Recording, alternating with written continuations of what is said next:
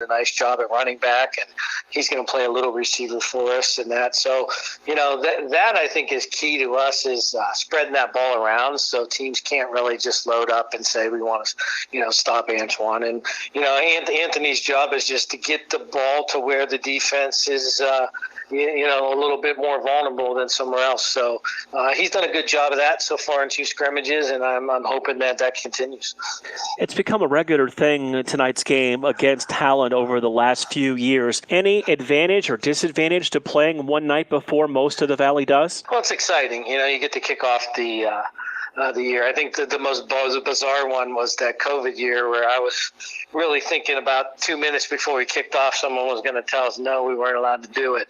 But it always leads to, a great crowd like I'm sure we'll have here tonight. And, just the excitement when that ball goes up at 7 o'clock, it's like you just go into a whole new, season of the year. It is officially football season. So we're always honored to be part of that, and to play your arch rival is, that just ups the ante all that much more.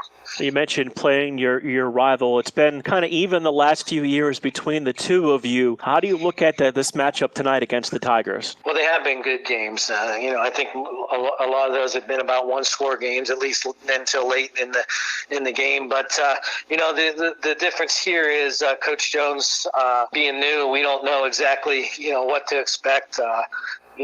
What they did in the scrimmages, how much of that was really what they're going to be, or are they holding back? So we just concentrated on trying to be sound and, be really prepared for anything. And again, I think our scrimmages have prepared us as far as that goes. But, it's obviously nerve-wracking playing your arch rival week 1. Coach, as always, appreciate your time and best of luck tonight. I appreciate it. And again, thanks for the coverage. We really appreciate that.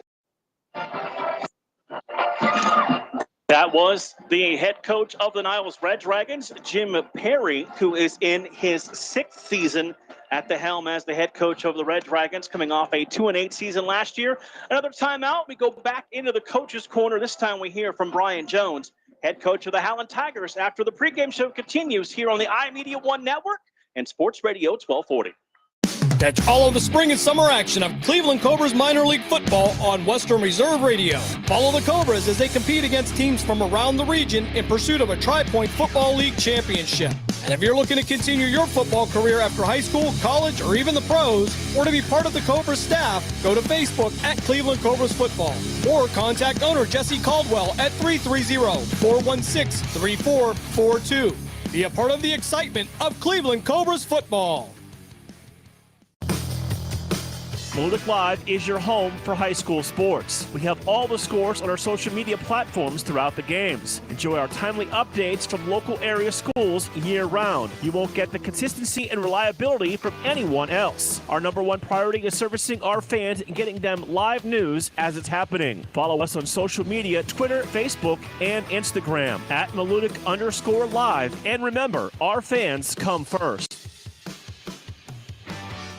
Mill Creek Golf Course is now open. Experience the Donald Ross Championship design of both courses, where you can book a tee time online at millcreekmetroparks.org. Mill Creek features a newly remodeled golf shop, new cart paths, and is a Callaway certified club fitting facility with demo days. The PGA professional staff is now accepting golf outings and leagues. For more information, call 330-740-7112 or stop by and see what all Mill Creek Golf Course has to offer you. Accidents happen. That's why you need Repair That Glass. Specializing in windshield replacement and all other auto glass, we offer a full range of automotive glass repairs. Our technicians can do everything from minor chip repair to a complete replacement. Your windows don't go up or down, they can fix that too, along with custom glass work and antiques. Repair That Glass is a family-run business for over 40 years. Repair That Glass. Call for your appointment now at 330-534-3192. We now return you to the Sandrock Concrete High School football game of the week on Western Reserve Radio 2 and Sports Radio 1240.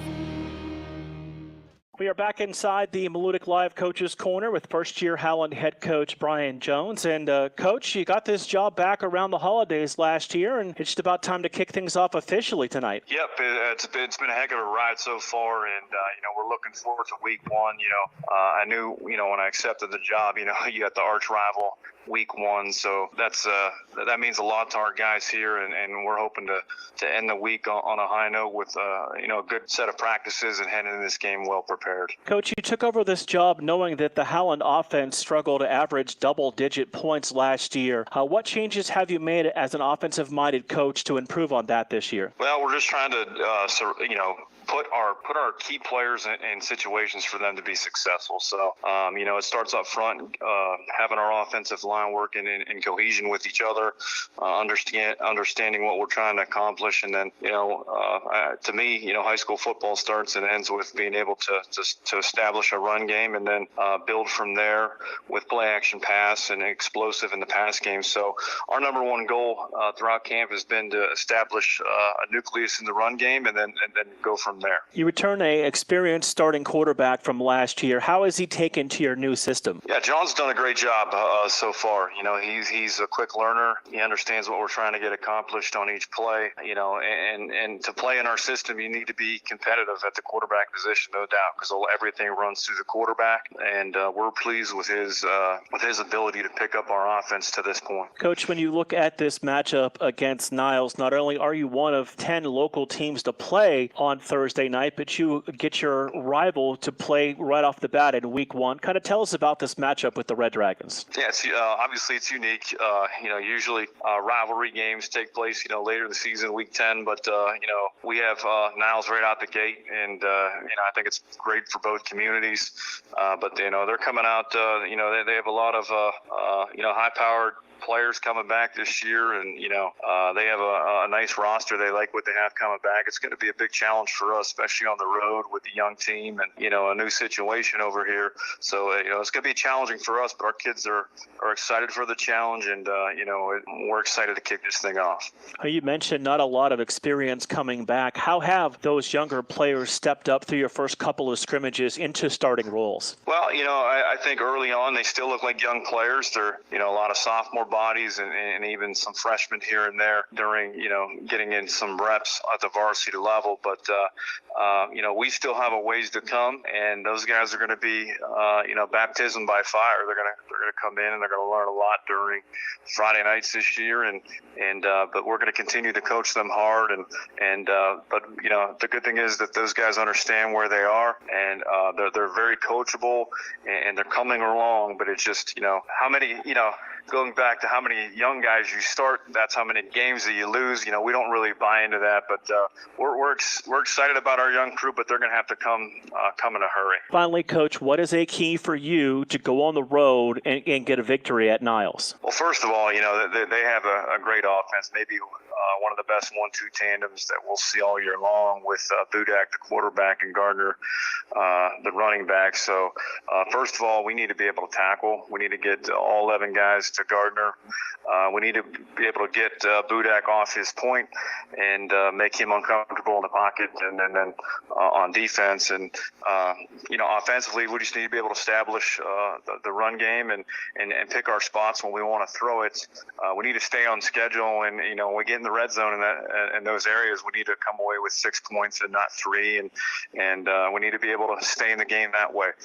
Can't turn over the football, and hopefully we need to capitalize on some momentum shifts. So if we can do those things, we hope that we be in the game in the fourth quarter. Coach, best of luck, and thank you for your time. Thank you. During the fall and winter, grilling season never ends, and Gessler Propane is your local supplier that makes sure you get your hard-earned money's worth. Why go to gas exchanges to pay higher prices for tanks not filled to capacity? Gessler Propane makes sure you're prepared for year-round grilling with 100% filled tanks at a reasonable cost. See Bob Monday through Friday, 10 to 4, and Saturday, 9 to 3 at Gessler Propane, 702 Youngstown Poland Road, Struthers, or call 330-755-9119. Gessler Propane. They got gas. Hey, football fans, don't miss the hard-hitting action of Youngstown Phantoms hockey at the Cavelli Center in downtown Youngstown. The Phantoms are preparing for the upcoming season as they take to the ice to defend their Clark Cup championship. With over a dozen highly touted prospects on this year's roster, the road to the NHL clearly runs through Youngstown. Purchase season tickets, group tickets, and individual game tickets now by calling 330-747-PUCK. That's 330-747-7825, or go to youngstownphantoms.com. Clark Cup champion! Professional, fast, highly knowledgeable, easy to work with. These are real reviews by customers of Sandrock Concrete. For all your concrete block, brick, stone, stonework, and excavating needs, call Jerry Sandrock. For your free estimate at 330-506-0013. Sandrock Concrete is fully insured and ready to make your ideas a reality. Sandrock Concrete is a proud supporter and sponsor of Mahoning Valley High School football on Western Reserve Radio. Lena's Pierogi House is your home for the area's best variety of pierogies. Daily specials include the Polish platter, the Hungarian platter, stuffed cabbage, and halushki. Having a last-minute get-together? Lena's has you covered with a wide variety of frozen take-home pierogies and dumplings. Go to Facebook at Lena's Pierogi House to see the weekly lineup of available flavors for dine-in or carry-out. Catch the best at Lena's Monday from 10 a.m. to 4 p.m. and Tuesday through Friday from 10 a.m. to 8 p.m. 20 North Main Street in Hubbard, or call 234-254-8532. We now return you to the Sandrock Concrete High School football game of the week on Western Reserve Radio 2 and Sports Radio 1240. Welcome back to Bo Ryan Stadium, Eastwood Mall Field. You've been listening to the Cleveland Cobras pregame show. The Cobras are in pursuit of a Tri-Point Football League championship. If you're looking to continue your football career, contact owner Jesse Caldwell at 330-416-3442. Be part of the excitement of Cleveland Cobras football. And Dave Clark, we're about to be part of the excitement of the kickoff, the earliest kickoff in Ohio high school history. Yes, it is. Niles won the toss. They have deferred. Howland will send 3 returners back deep at their 10-yard line as the Red Dragons are set to kick the football away. This will be a little squib kick off the side of the foot, be fielded by one of the up men across the 20. We've got a couple of blocks, and he's going to get to about the 31-yard line before being pulled down. That is where the Howland Tigers will start with the football, going right to left here in the opening quarter. Yeah, we'll see what Howland's going to come out with this season. Like you said, only 8.8 points a game last year. Let's see what type of offensive strategy they have for this season. First-year head coach Brian Jones. His offense is led by senior 2-year starter John DePerry. You'll see Dave Hansu and Brendan Ray in the backfield. Timothy Douglas, Luke Delida, the receivers, and Gabriel Gamachia is the tight end. Perry starts under center, eye in the backfield, 2 receivers in the formation. He'll hand it off on first down. They're going to run it right up the middle with Hansu, the sophomore, and he's going to get the football out to about the 36-yard line. That's close to a 5-yard gain on first down, brings up second down and 5. Yeah, very nice gain on first down, and to be able to hit that crease real quickly, Mark. He did that, and that's what they need to see tonight. So DeVay Hansu is the ball carrier on the opening play for the season.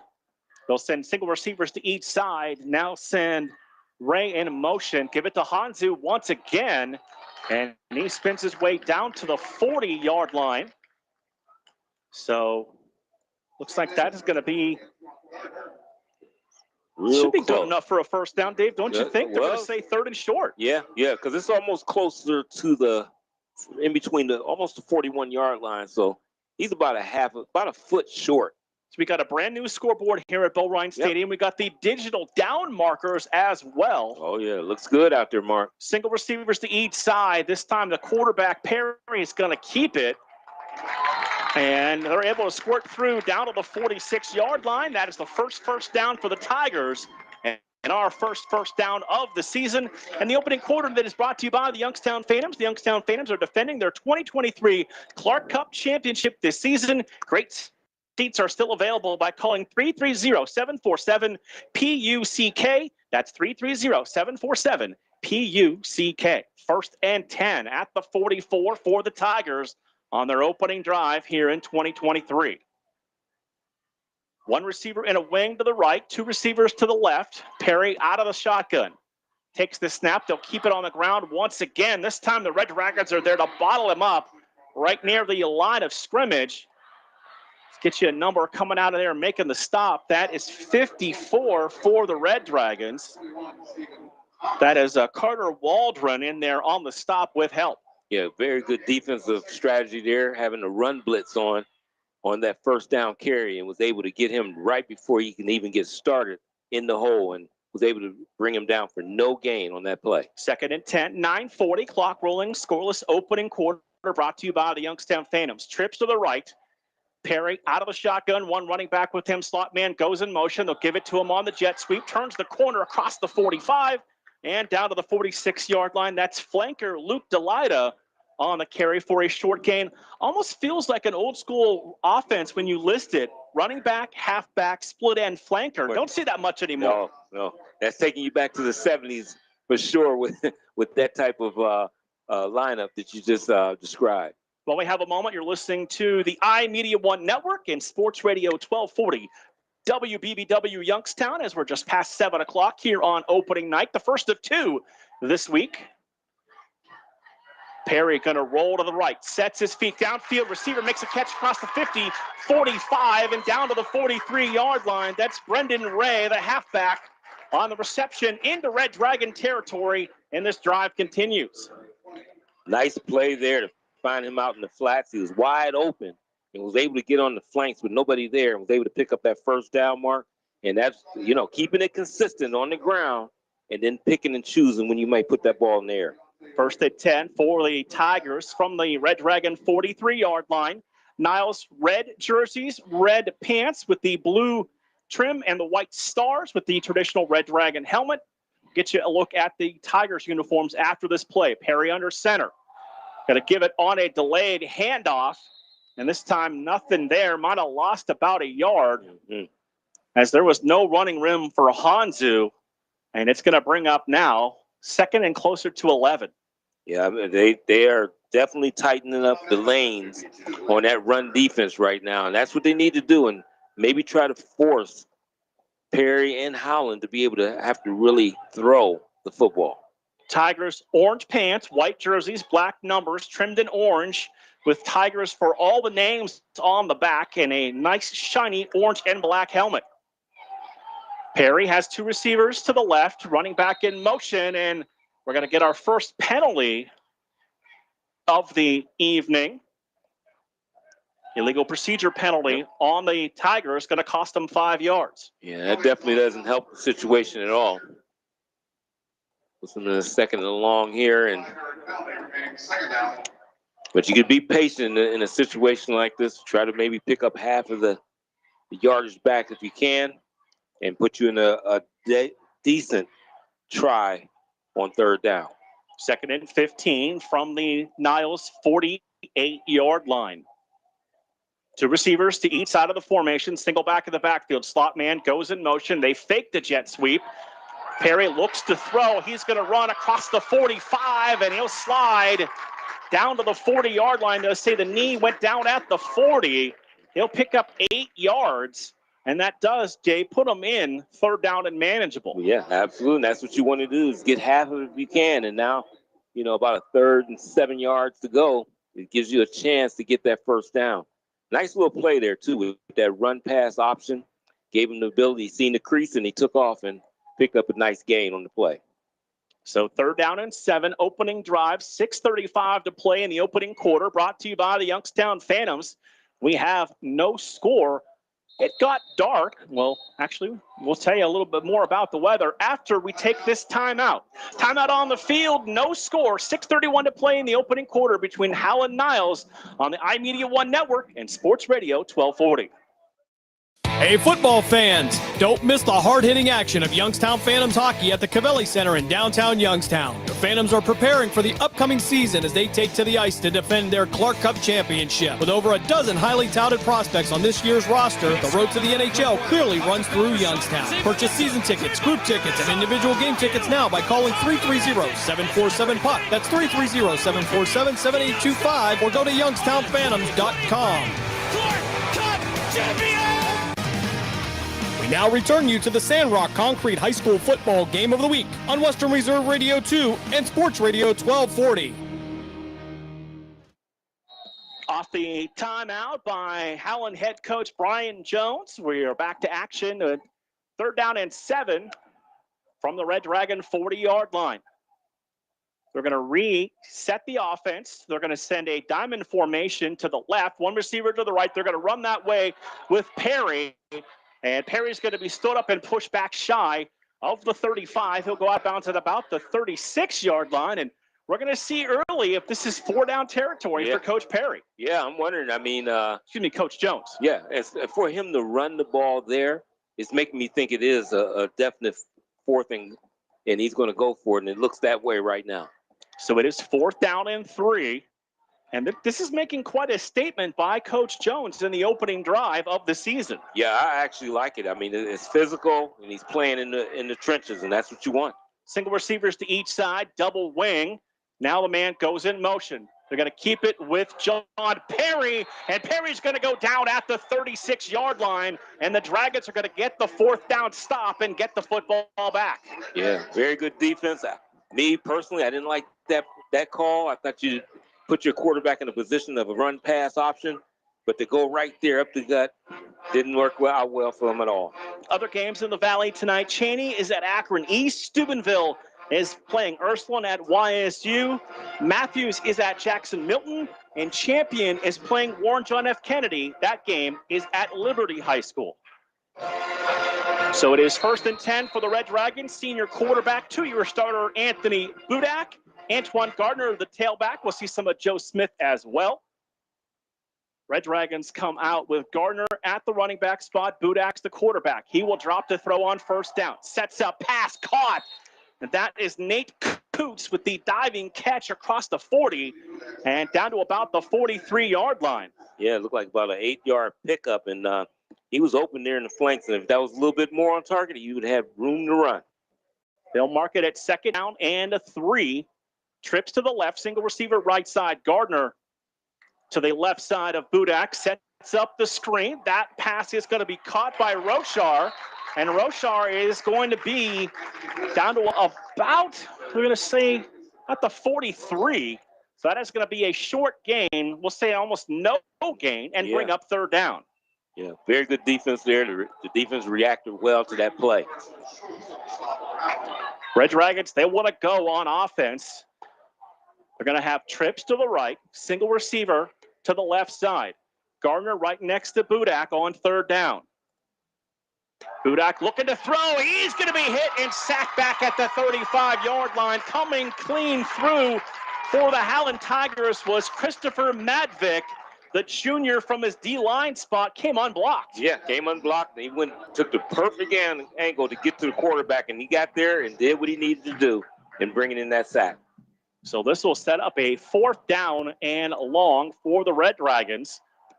As we have seen, both teams' defenses look pretty solid so far. Yeah, absolutely.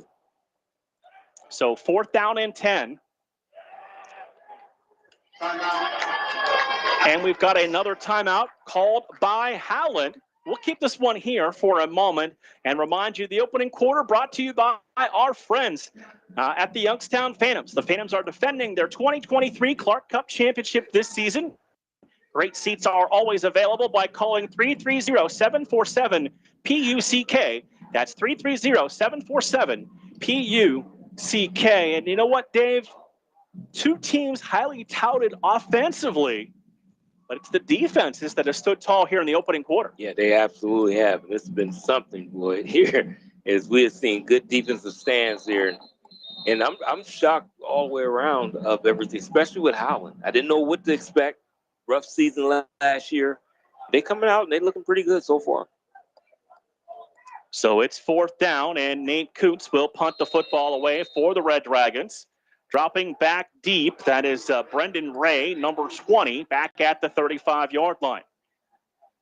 Snap is a little low, but he gets a nice foot into a low line drive kick that they'll just back away from. This will take a nice Red Dragon roll all the way down to the 20-yard line. So it wasn't a thing of beauty, Dave, but it was definitely effective. Yeah, absolutely, because it was a low line drive, but got an excellent roll on it.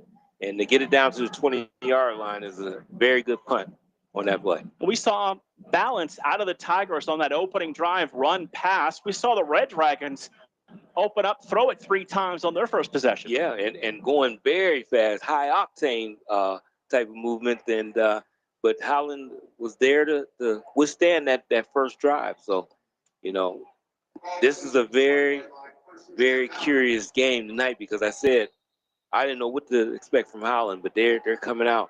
I'm seeing the crowd react, so I'm wondering if it is starting to get a little rain. And the umbrellas are starting to pop up as the rain is starting to come down. Perry at the quarterback spot has a pair of receivers with him. Slot man Delida goes in motion. Perry is going to keep the football with the flag on the play and be driven out of bounds into the Howland bench. Coming up there for Niles was Antoine Gardner on the defensive end laying some lumber. Oh, yeah, he came up and got him, and he got him in the legal field of play and gave him a nice little pop and put him on out of bounds there. We got a flag. So we're sorting out the penalty. As you said, the rain has definitely showed up here for the first time, not something we did not expect. No.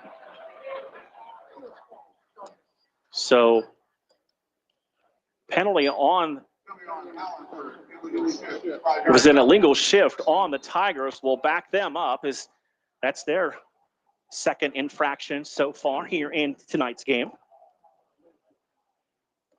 Perry under center on first and 15. They'll run the football. And there's no running room whatsoever. The middle of that Red Dragon defense there to swallow him up. Yeah, absolutely. After a very short gain. Yeah, I mean, did he get back to the line of scrimmage? I'm curious to see if he even got back to the line of scrimmage on that play, because they swallowed that up quick. Landon Lumen, a junior offensive lineman, checking in. So we've got 3:19 to play in a scoreless opening quarter. No gain on that play. Brings up a second down and 15 for the Tigers. They're going to come out with two receivers to the right. Offset eye in the backfield, and Perry under center. He's going to give it to the tailback right up the middle. Had a nice hole across the 20 and slides down to the 22-yard line. That's Hanzu on the carry, and only 5'8", 160, but not afraid to run between the tackles. Yeah, and they giving the ball right there to go between the tackles. And as I said earlier, he hits that hole quick.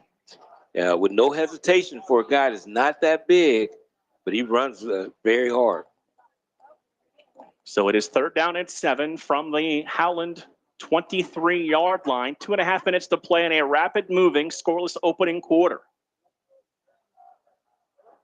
Going to have three receivers to the left, running back to the right of Perry, who's back to throw. Being pressured, rolls out of the pocket. He's going to take off 25, 30, 35, 40, 45, and out of bounds with a first down for the Howland Tigers at the 45-yard line. That's a nice read by a senior experienced quarterback. Yeah, he went to it, looked one way, seen the defense rotate that way, reverse field. It was no one over there.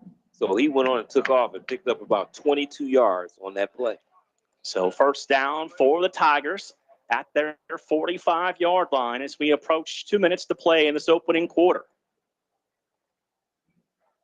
This is a nice situation there where you can surprise them with a pass. A little play action, and you could go deep. In the backfield, single receiver in the formation. Perry turns, hands the ball off, running right up the middle across the 45, and Hanzu down to the 46-yard line. He'll gain just one. It's second down and 9.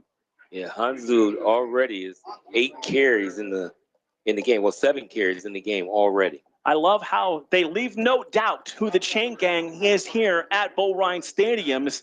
They are all labeled. If you notice, they all have shirts on that say the gang. Yeah, I like that. So we know who they are and what they're supposed to be doing. Yep. And they're doing an excellent job right now, that's for sure. In the backfield, one receiver to the left. Perry going to hand the ball off, second man through, and he gets about a half a yard before being driven back. Coming off the bottom of the pile for the Red Dragons once again. That is Carter Waldron, the junior defensive lineman, there to plug things up and bring up a third down and long. Yep. Yeah, let's put them in a 3rd and 8. A little long here, but see if they're capable of picking up this play. This is an important play here. So third down and 8 as we go under a minute to play in the opening quarter. Perry going to send two receivers to the right, one to the left, wing to the right side. And before they get the snap off, we've got a flag and a procedure penalty. Third flag of this first quarter on the Tigers. Going to make this 3rd and 8 a 3rd and 13. Yes.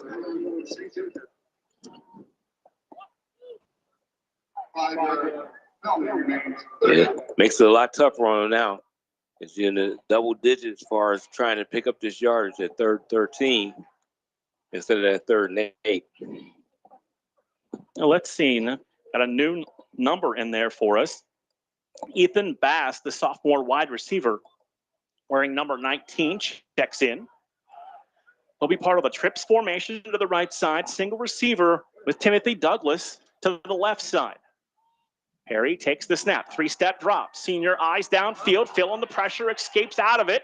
Now backs up all the way to the 30-yard line. He'll just throw this one into the Howland bench and bring up a 4th and 13 with 3 seconds to go in this opening quarter. Now there's the senior there doing the right thing. Couldn't find nothing. He tried to make something out of it, but didn't see anything downfield. Mark did the smart thing and throwing the ball away. So Jack Litton will punt the football away for the Tigers. 6'1", 165-pound sophomore.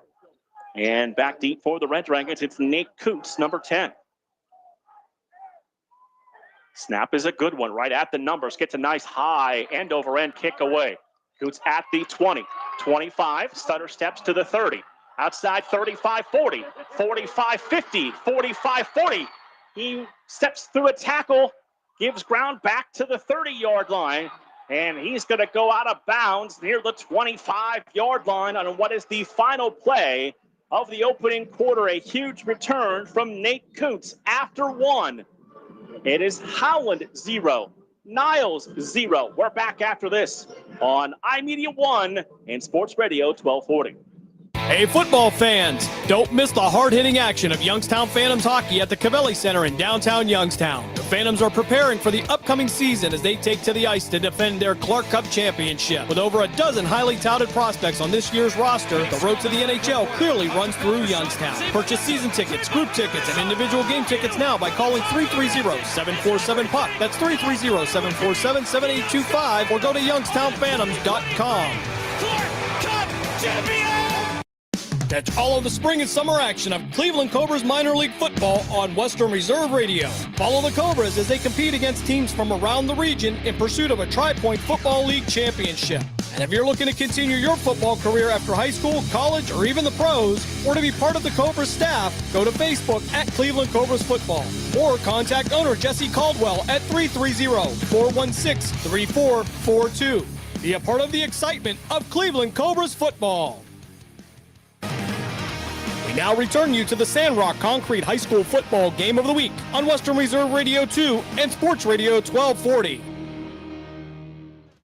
here at Bo Ryan Stadium at Eastwood Mall Field, 56-yard punt return for Nate Coots. Sets the Red Dragons up now going right to left with 2 receivers to the right, 1 to the left side. Gardner is to the right of Budak. He'll get it for the first time, and he is going to be stood up and driven back. Might have lost a little bit. You talk about Gardner, 4-year starter for the Red Dragons, is the single season all-time leading rusher in school history. Oh yeah, that in all 4 years. Well, that is great to be able to do that from a freshman on. So loss of 2 on that carry. It's 2nd down and 12. 2 receivers to the right, 1 to the left side. Gardner at the tailback spot. And we've got whistles and a flag. And I think Gardner may have just taken his first step, Dave, before the snap of the football. Yeah, I believe that's what happened there in legal procedure. So that is the first penalty on the Red Dragons. As we thank all of our sponsors here on the iMedia1 Network and Sports Radio 1240, especially our friend Jerry Sandrock at Sandrock Concrete. Call Jerry at 330-506-0013. Red Dragons now trips to the right, single receiver left, Gardner to the right of Anthony Budak, the quarterback, who rolls to the right. Budak with time, goes underneath and had a man open in McCoy, but overshot him, incomplete. But we have another flag on the play. What we got here? Something that looked like it happened actually after the play, but I'm not sure what's the call here. So he tried to go downfield for Josh McCoy. And the flag is right next to the football, as we'll have a little meeting to determine what this penalty call is going to be. You said it came in, probably right after Budak threw the football. So yeah, this turned into a little powwow at the 45-yard line. Sure did. Yeah, this is interesting here. A lot of talking going on. And the initial indication is against Howland. Sounds like it's a personal foul. That's what it sounded like the public address announcer said, but they are still continuing to meet at the 34-yard line. This is the first of two for us this week, Dave. Tomorrow, right back at it, 6:40 pregame, 7 o'clock kickoff from Mullencoff Stadium. Canton McKinley and Warren Harding. That just makes you smile when you say that. Oh, yeah. I'm telling you. Like I said, as we talked about this schedule, it's a great schedule to have. So we've got a personal foul on Howland. So that'll be unofficially their fourth infraction of this first half. And this is going to move the football down to the 19-yard line. Yeah, that's a big one there. Budak trips to the right, single receivers to the left. Gardner now lines up behind Budak. Roshar going to go in motion, set into the slot to the left side. Budak, zone read, gives the ball to Gardner, trying to bounce outside. 15, drives the shoulder down near the 10, but another flag comes out at the end of the play. Yeah, reigning supreme here with these yellow markers that's flying all over the field so far right now in this last sequence of plays. And before this, we've had 6 penalties accepted so far in this first half. And this one's going to go against the Red Dragons for holding. So that'll be their second penalty and back them up on the infraction. Well, I tell you, both of them can't get out of each other's way of picking up these penalties. No score, 10:46 to play, first half between Howland and Niles in the 49th meeting all time. And now we've got another penalty, and this is an illegal procedure penalty on Niles. So that'll cost them another 5 yards. And this will make it second down, and it's going to be, about 20? Yeah. And you know, what it was is he went in motion, but then he took a couple steps forward, which caused that penalty to come out. This is actually getting ridiculous here. Going to have to settle these kids down. It's opening night, so a lot of these jitters are still there. Trips to the right, single receiver left. Gardner now deep in the backfield, lines up 2 yards behind Budak. He will now go in motion, slot to the left side. Budak to throw it, has a clean pocket, zips the ball downfield. It was incomplete at the 19-yard line, in and out of the hands of Christopher Roshar. And then Roshar ran right into the safety who came over the middle. And that is Frank Hosso, the sophomore who was there to make the play. Absolutely. And, you know, and a lot of people might be watching this and say, boy, that pass was behind him. But that was a perfect pass that he threw because he threw it away from the defender coming in there. And that's what you want, a back shoulder. And he put it right on target. It should have been caught. So they reset the play clock. Trips.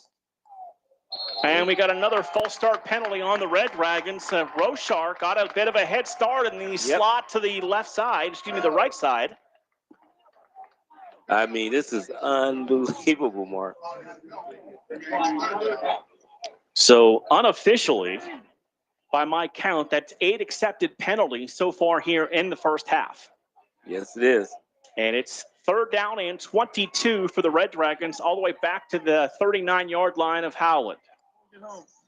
Budak to throw.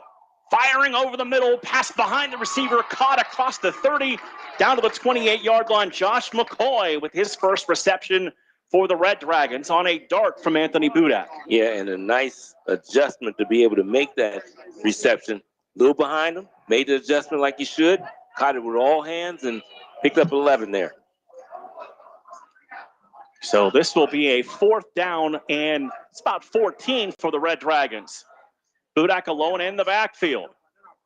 Checks with the sidelines, trips to the right, twins to the left. Play clock now down under 10 seconds at 6 seconds.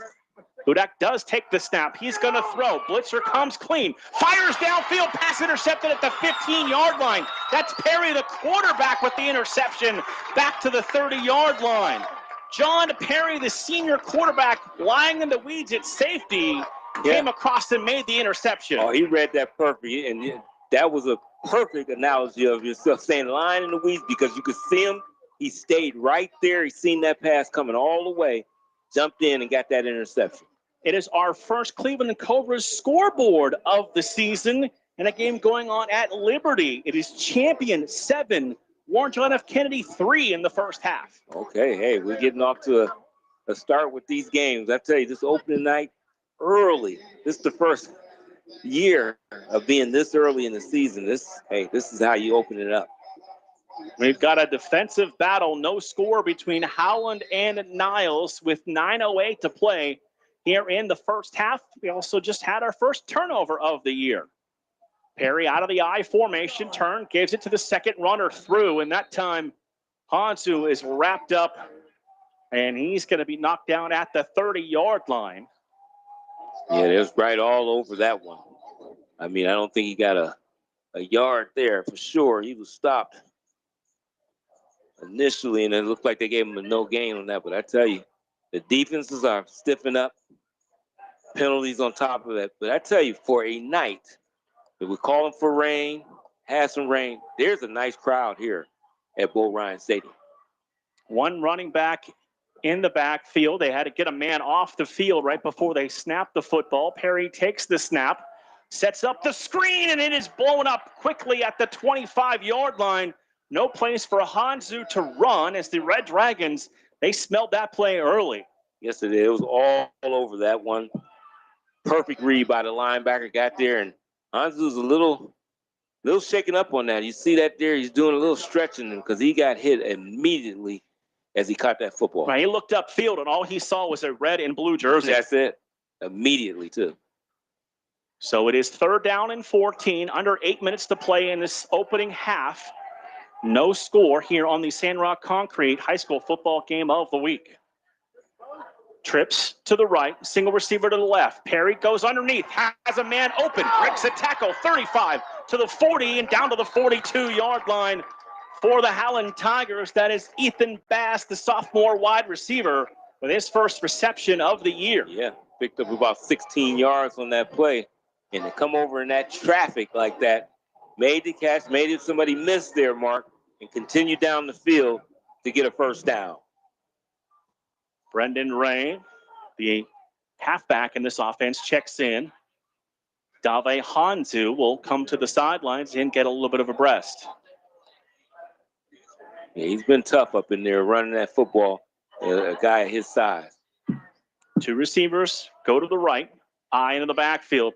Perry gives it to the second back through. Lowering the shoulder, driving down to the 49-yard line. That's Brendan Ray, the senior. Close to a first down, about 2 yards shy on 2nd and 2.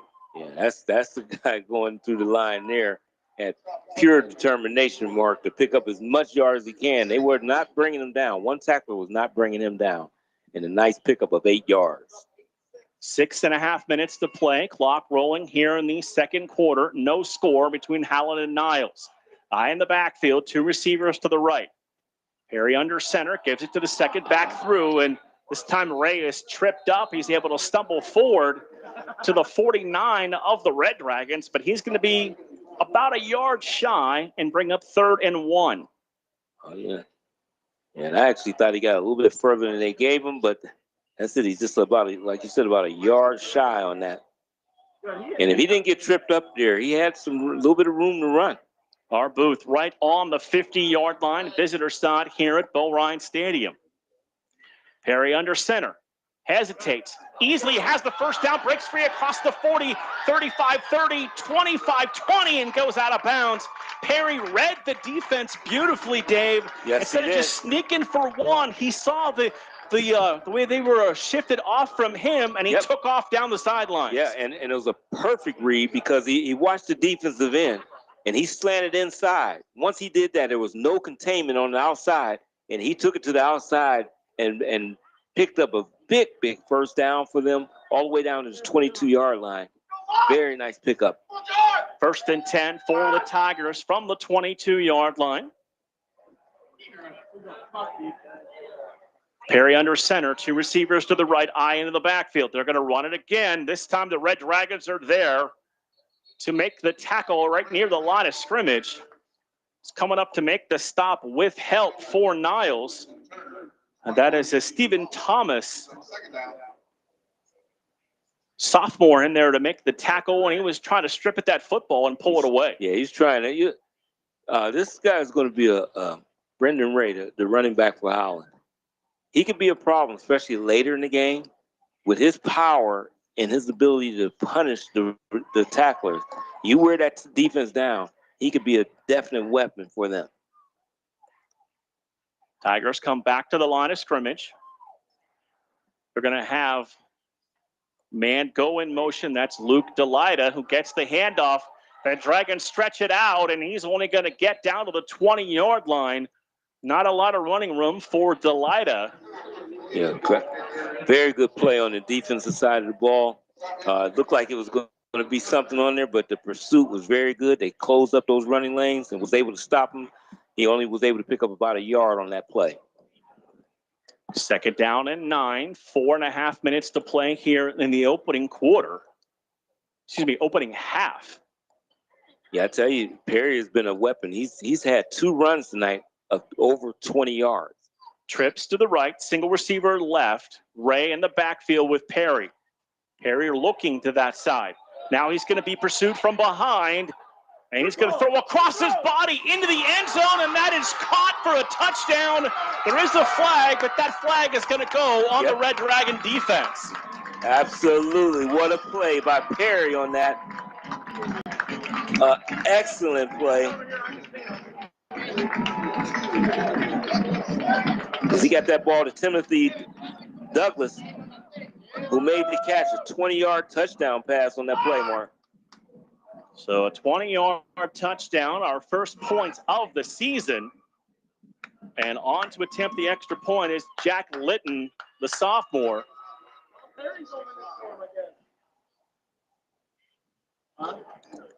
So they will line up for the extra point. How big that gap is that way. Snap good, extra point on the way, and the extra point is good. 4:10 to play here in the first half. It is Howland 7, Niles 0. We're back after a quick break on the iMedia1 network and Sports Radio 1240.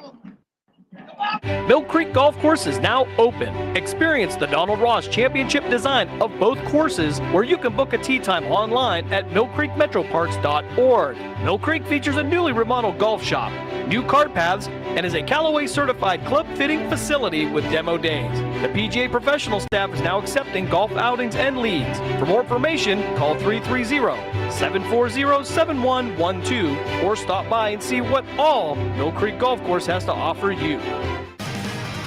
We now return you to the Sandrock Concrete High School football game of the week on Western Reserve Radio 2 and Sports Radio 1240. Back here at Bo Ryan Stadium at Eastwood Mall Field, and when I talked to Coach Jones, he said, John Perry's a smart quarterback. Yep. He's taken to our offense quickly, and it showed tonight. Yeah, I mean, I'm thinking of what we seen last year, and he wasn't bad last year, but the maturity over that one season is drastic. I mean, just to make a play like that and to have the ability to know his receiver can make a play and take that chance, he did it. This kickoff brought to you by our friends at Repair That Glass, reminding you accidents happen. That's why you need Repair That Glass, offering a full range of automotive glass repairs. For an appointment, call them at 330-534-3192. And Perry's been playing some defense too. You know, this is one time I try to rest him on this next series if possible. So it looks like Coots and Gardner back to return this kick from Litton. Umbrella's still out, although the rain has lightened up just a little bit. As long as that, we wouldn't say that word, but as long as that, that one thing that comes with storms stays away, we'll be just fine. It's fine. This here is perfect night for football. Litton's kick, high, end over end. Gardner has that ball go through his hands. He'll go back to the 5 to pick it up. Makes the first man miss across the 10, 15, mid-run across the 25 and down near the 27-yard line. That, as you can see, Antoine Gardner is special with the football in his hands. Yeah, because that looked like disastrous at first, Mark. But him to be able to regain that football and then make something out of it and get them in a respectable first down yardage there around the 29-yard line. So, Niles threw the interception by the quarterback pair that was intercepted, by John Perry. Mm-hmm. Then he led the drive down the field. So that was a whole lot of John Perry for the Howland Tigers. Absolutely. So we'll see, how does Budak bounce back after throwing the interception on the previous series. Exactly 4 minutes to play, first half. 1st and 10 Red Dragons, who go right to left from their 29. Gardner gets the handoff across the 35, 40. Now back to the 40, and he'll go maybe to about the 41-yard line. That's a nice gain and a first down for Antoine Gardner. Yes, sir. Nice little run there, changed direction. I thought if he had just kept himself going straight down the field, he's trying to make more out of it. I think he could have had a little bit more yards, but yet and still, very good pickup on that down. 1st and 10 to the 41-yard line. 2 receivers right, 1 left. Gardner going to get it again, running to the short side. Stutter steps. Gardner loses the football. Loose ball on the turf, and I think the Howland Tigers have come out of there with the football. Waiting for an S. It is. It is Howland football. Niles has turned it over on consecutive possessions, and the Tigers are in business with 3:42 to play in the half. They are playing tenacious on defense. They're coming out there hitting on defense. On offense, they're doing what they need to do, and they are playing a game that now's got to raise the level of their play to get there with Howland. So it is 1st and 10 for the Howland Tigers from their 48-yard line off the second turnover by the Red Dragons here in this first half. Yeah, this is a first half. I'm sure they want to get to the end and just regroup and get themselves back to where they need to. They got too many weapons to be going on and what's going on with them so far tonight. Hanzu will be the running back. Fullback is in the backfield as well with 2 receivers to the right side. They're going to hand it off. A little bit of miscommunication on the handoff. Hanzu able to hold on, but he's pulled down back at about the 46-yard line. There hasn't been much running room up the middle for the Tigers so far. Yeah, early on they were getting something. They closed those lanes after that, and it hasn't been a lot. The biggest runs, like I said, has been John Perry breaking containment and getting outside and making big gains on the play. But that was close. They almost lost the football, Mark. Single receivers to each side. Perry goes under center, eye in the backfield. Looks like Ray now when they're in the backfield. He'll get the handoff. And Ray able to push the pile forward for a couple of extra yards. And I can see why you like the power of Brendan Ray. He was initially hit right at the line of scrimmage, was able to keep the feet churning for about 2 more yards. Yeah, absolutely. And that's you want a guy like that. He can wear down that defense where he's not a guy that's east and west. He's north and south, and he's going to go to straight ahead. And a lot of times you like a guy that's like that with the power. Then you can use your other elusive backs off of that. Joshua Jarvis, a sophomore wide receiver, going to check in. They'll go trips to the left. Ray, the running back. Perry back to throw, feeling some pressure, and he'll just dump this one towards the bench. And incomplete is coming up for Niles. That was Joe Smith, number 7, who had backside pursuit. Yep, another smart decision. He keeps it until the last second if he can't find anybody, but he gets rid of it and gets to a past the line of scrimmage, which is smart, first of all, and gets the pass out of bounds. And they can live another day. So after the turnover, Niles able to force the punting situation for Jack Litton. And Nate Kuntz back to return the kick. Little bit of rush. Kuntz gets they get the kick away. Gonna let this one roll as Kuntz just backed away from it. This rolls down to the 5-yard line. And Niles will have 95 yards in front of them. 2 minutes and 2 seconds to play in the half, and they have all 3 timeouts. Well, I tell you right now, Holland wants to bottle this first half and hopefully come out with the same thing. Everything is going their way. That was a punt that was very high, wasn't deep, but once it hit, it bounced down and put them in a hole here on offense. I feel like we've kind of seen opposite offensive philosophies. Howland running the ball, set up the pass. Niles throwing the ball, set up the run. Yeah, we absolutely have seen that. And so far, the strategy has worked for Howland more so than it has for Niles. But, we're going to see if they can get their, as they say, the mojo going, because right now they haven't raised that capability of what they have on offense.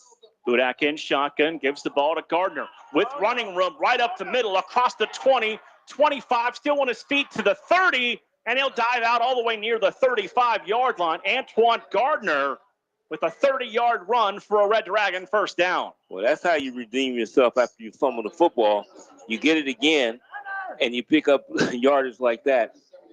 And that was a lot of confidence in that Niles coaching staff to go right back to Gardner after a fumble. Budak out of the shotgun. Gardner with him in the backfield. High snap. Gardner gets it again to the short side of the field. And again, he drives across the 40 and down to the 41-yard line. A pickup of 6 yards for Antoine Gardner. Yeah, and he's running with some authority. I think he's a little angry of putting that ball on the ground. Because that run right there was indicative of somebody that's very upset. And he went out the game there. He's a little limping a little bit, and he went out on that play, but he ran it up in there hard. Got another running back in there for the Red Dragons, as he'll get it in a nice hole up the middle across the 45, still on his feet to the 40-yard line and down to the 39-yard line. On the carry for the Red Dragons, that's Stephen Thomas, number 21, on the run. Yeah, about 21-yard pickup. Yeah, nice little run for him. Timeout on the field with 1 minute to play in the half. Howland 7, Niles 0. We're back after a quick break on the iMedia1 Network in Sports Radio 1240. Mill Creek Golf. Donald Ross Championship design of both courses, where you can book a tee time online at millcreekmetroparks.org. Mill Creek features a newly remodeled golf shop, new cart paths, and is a Callaway certified club fitting facility with demo days. The PGA professional staff is now accepting golf outings and leagues. For more information, call 330-740-7112 or stop by and see what all Mill Creek Golf Course has to offer you. We now return you to the Sandrock Concrete High School Football Game of the Week on Western Reserve Radio 2 and Sports Radio 1240. Benny Brawl. Right back here at Bull Ryan Stadium as that last big run by Stephen Thomas. And they're going to run it again with Antoine Gardner. There go a flag out there on the field. We haven't seen any of those in the first half. Here we go. Unofficially, 4 penalties on each squad. See what happens As there. one of the Niles receivers has said, I wasn't holding. That wasn't me. We'll have to see what the call is now. Yep.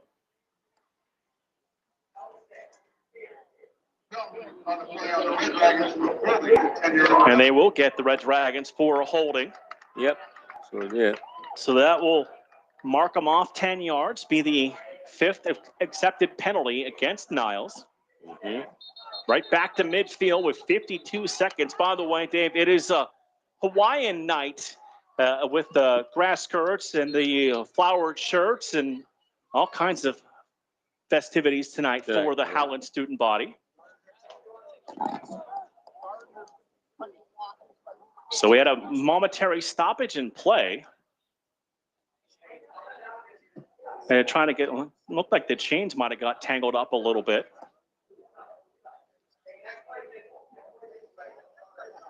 All right, now ready to get back to action. It's going to be trips to the right, single receiver to the left side. Now Gardner goes to the right side. Budak alone in the backfield. Takes the snap, two-step drop, going to fire a dart downfield and in and out of the hands of his receiver at the 35-yard line. Jamari White went down to the ground but could not complete the catch, and the pass falls incomplete. It's second down. Yeah, that ball was right there on target, perfectly placed. He allowed that ball to get into his body, and that's why he did not be able to complete that catch. So 50 seconds to go. Second down and 20 for the Red Dragons. 7-0, Howland leading Niles on opening night here in high school football in the Valley. Budak again alone in the backfield. Takes this snap, two-step drop, fires underneath, and the pass short hops his receiver. Incomplete, looking for Nate Coots, the senior wide receiver, and that'll fall incomplete. It happened so quick, it almost looked like it was completed. Very nice try to get that ball. Definitely been impressed with Budak's arm strength that we've seen. Missed on a few connections with his receivers, but the arm strength has been impressive. Third down and 20. Budak to throw. Swings it out in the flat to Smith. Got a block. Turn the corner. 45-40. And we're going to mark him out of bounds. Let's see where they officially will mark him. We're going to mark him out of bounds about the 36-yard line with 38 seconds to go in the half. Yeah, nice 14-yard pickup on that play. Doesn't seem to be raining quite as hard. Some of the umbrellas have come down. 4th and 6 from the Red Dragons from the 36-yard line. We got a timeout there. And Howland going to use their final timeout. We'll step aside as well. 38 seconds to go in the half. Howland 7, Niles 0 on the iMedia1 network in Sports Radio 1240. Catch all of the spring and summer action of Cleveland Cobras minor league football on Western Reserve Radio. Follow the Cobras as they compete against teams from around the region in pursuit of a Tri-Point Football League championship. And if you're looking to continue your football career after high school, college, or even the pros, or to be part of the Cobras staff, go to Facebook at Cleveland Cobras Football. Or contact owner Jesse Caldwell at 330-416-3442. Be a part of the excitement of Cleveland Cobras football. We now return you to the Sandrock Concrete High School Football Game of the Week on Western Reserve Radio 2 and Sports Radio 1240. Back here, Eastwood Mall Field, Bullrine Stadium. Mark Means, Dave Clark, back for another season together. Join us tomorrow night, 6:40 pregame for Canton McKinley and Warrant Harding from Mollenkoff Stadium. Gardner lined up in the backfield, goes into the slot to the right side. Budak alone in the backfield. Back to throw. Has some time. Budak's going to run the football. And he'll lower the shoulder, lost the football, and the Howland Tigers have fallen on it at the 28. Now, wait a minute, hold up. One official said it was a fumble. One said he was down at the 25-yard line. Oh, that's a close one there. So they're going to say Budak was down at the 25-yard line. When he leapt for extra yardage, he kind of got tangled up in the wash, and you couldn't quite tell, but it is a Niles first down at the 25-yard line. Yep. Drive alive. Twins to each side. Gardner gets the handoff, cuts back, gets a block, 20, 15, 10, and he'll get shoved out of bounds inside the 10-yard line at the 9. Nice run there. Physical run also. 11 seconds. Yeah, 11 seconds there, Mark. We can try to get in. 11 seconds. Looks like it'll be first and goal, Niles at the 9-yard line.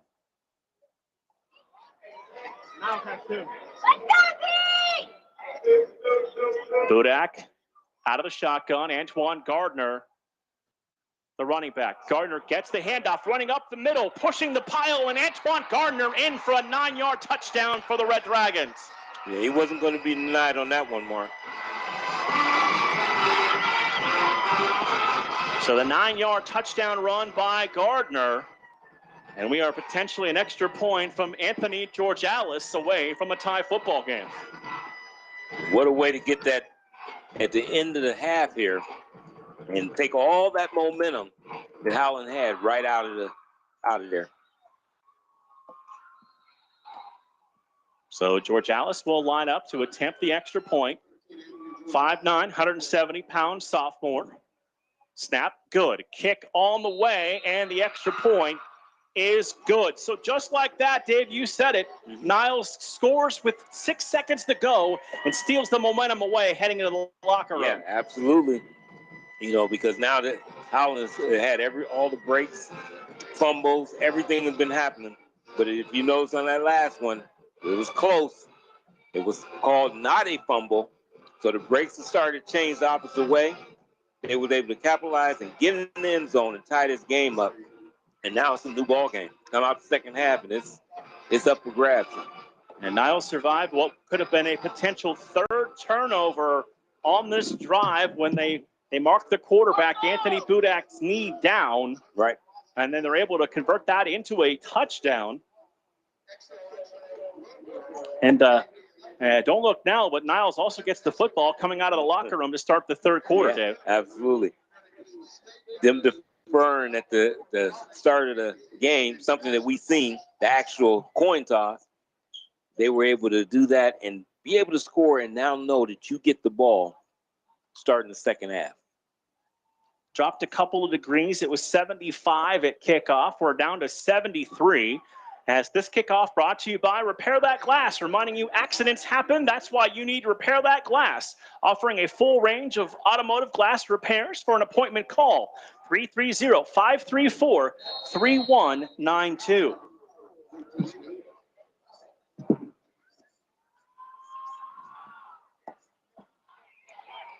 Kickoff is away, picked up across the 20, 25, and out of bounds near the 30-yard line. And that is going to do it for our first half of action. So we're right back where we started this game. It is Howland 7, Niles 7. We'll take a break and begin the halftime here on the iMedia1 network in Sports Radio 1240.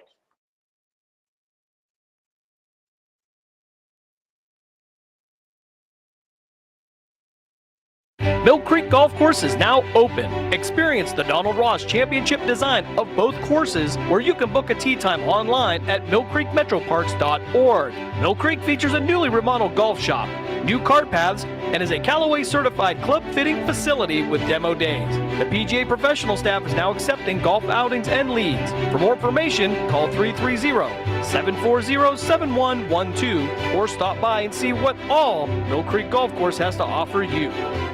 Accidents happen. That's why you need Repair That Glass. Specializing in windshield replacement and all other auto glass, we offer a full range of automotive glass repairs. Our technicians can do everything from minor chip repair to a complete replacement. Your windows don't go up or down, they can fix that too, along with custom glass work and antiques. Repair That Glass is a family-run business for over 40 years. Repair That Glass. Call for your appointment now at 330-534-3192.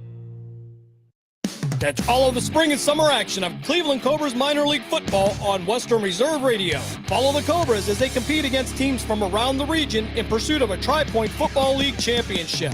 And if you're looking to continue your football career after high school, college, or even the pros, or to be part of the Cobras staff, go to Facebook at Cleveland Cobras Football or contact owner Jesse Caldwell at 330-416-3442. Be a part of the excitement of Cleveland Cobras football.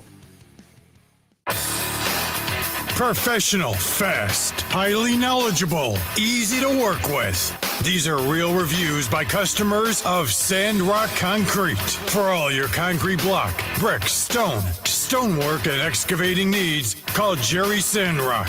For your free estimate at 330-506-0013. Sandrock Concrete is fully insured and ready to make your ideas a reality. Sandrock Concrete is a proud supporter and sponsor of Mahoning Valley High School football on Western Reserve Radio. We now return you to the Sandrock Concrete High School football game of the week on Western Reserve Radio 2 and Sports Radio 1240. It's halftime here at Bull Ryan Stadium, Eastwood Mall Field in Niles, in our Sandrock Concrete High School football game of the week. While Dave tabulates some of our first half numbers, let's take a look at the Cleveland Cobras scoreboard. The Cleveland Cobras are in pursuit of a Tri-Point Football League championship. If you're looking to continue your football career, contact owner Jesse Caldwell at 330-416-3442 and be part of the excitement of Cleveland Cobras football. Just a few games on the schedule tonight, only 5 Valley games, 27 games kick off our first full Friday night tomorrow night. Akron East leading Cheney in the second quarter, 14-7. Jackson Milton all over Matthews in the second quarter, 21-0. It is Ursuline 22, Steubenville 8. That is in the second quarter. And after an early lead for Champion, Warren John F. Kennedy has pulled ahead of Champion right before the half, 17-7. And if you were curious, the Guardians and Tigers postponed because of all the rain. They will play a traditional doubleheader coming up tomorrow just after 4 o'clock. Scoring in the first half, there has not been a lot of it, and all in the second quarter. After the quarterback for the Howland Tigers, John Perry, had an interception on the defensive end, he led an impressive drive down the field and capped off with a nice on-the-run, across-the-body touchdown throw from Perry to Douglas. Senior to senior from 20 yards out. Jack Litton's extra point gave the Howland Tigers an early 7-0 lead. Niles got the football, went right down the field in the final seconds and capped off their impressive drive with Antoine Gardner, the senior, punching it in from 9 yards out. The extra point was up and good by Anthony Georgalis, and we are at a 7-7 tie here at the half as Howland and Niles meeting for the 49th time all time between these programs. And the interesting thing about it, Dave, is they've played every year for 49 consecutive years. Yeah, and they're keeping it going. And like we said, we didn't know what the matchup was going to bring, but we see it as close, nip and tuck as we might thought it might be. And it has been tonight. And right then at the end of the half, Niles stole that momentum, because Howland had a great first half, and to be able to score right at the end changes things coming into the second half. And if you weren't with us in the pregame show, the Cleveland Cobras pregame show, it is 26-22 Niles leading this all-time series. So they've split the last 6, and the all-time series is close. Yeah, and it's been like that, like you said, for over the last, maybe 8 years. It's been close, nip and tuck all the way. So that's what we get. That's what you get when you get rivalries. Time for us to take a break. When we come back, Dave's pen will stop smoking, and we will get a first half stats update. Howland and Niles tied at 7 at the half here on the iMedia1 network and Sports Radio 1240.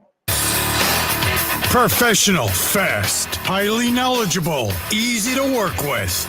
These are real reviews by customers of Sandrock Concrete. For all your concrete block, brick, stone, stonework, and excavating needs, call Jerry Sandrock.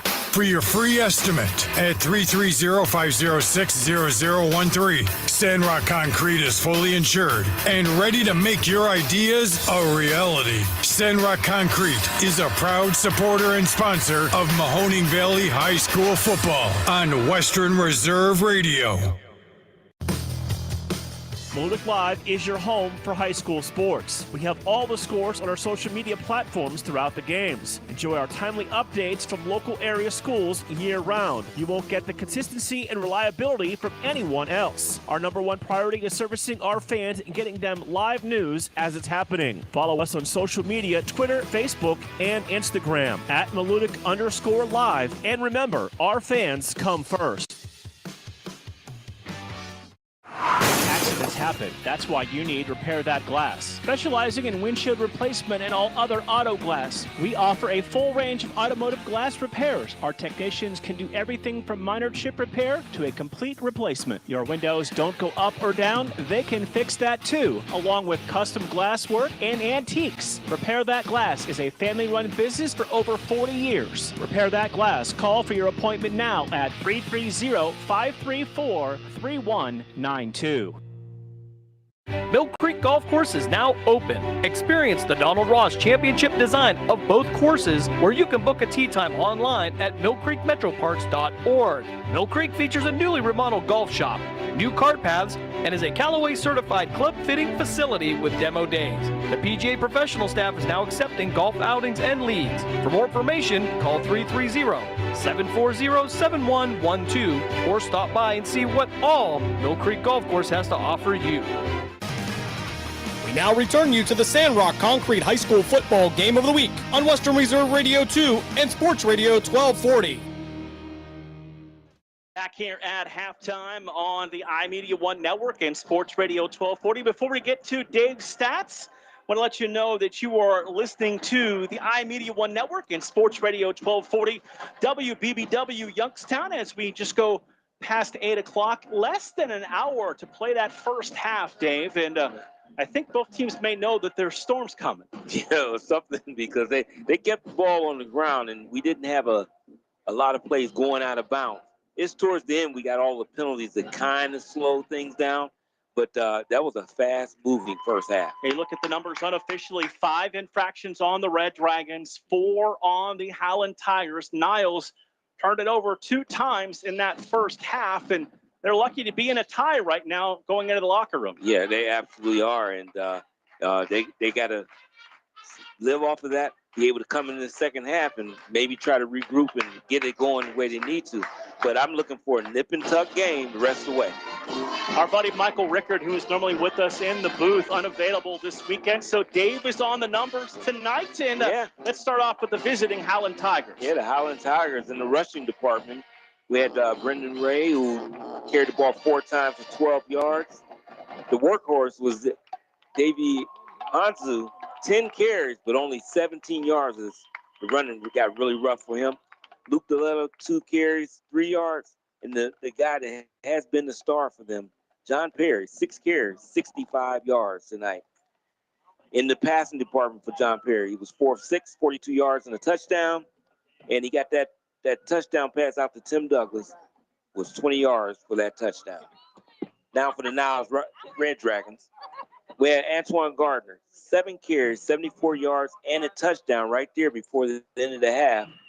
And then we have our quarterback, Anthony Budak, 1 carry, 11 yards. And also Stevie Thomas also had 1 carry, 19 yards. Budak was 4 of 9, 34 yards, 1 interception. And who got the interception? John Perry on the other side.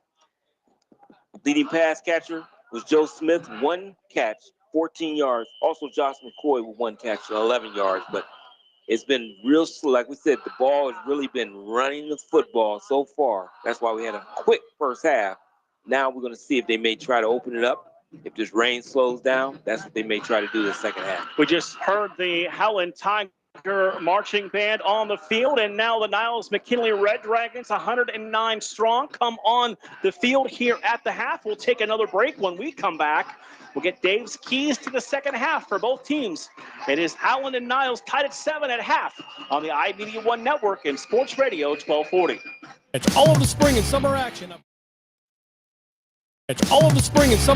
of Cleveland Cobras minor league football on Western Reserve Radio.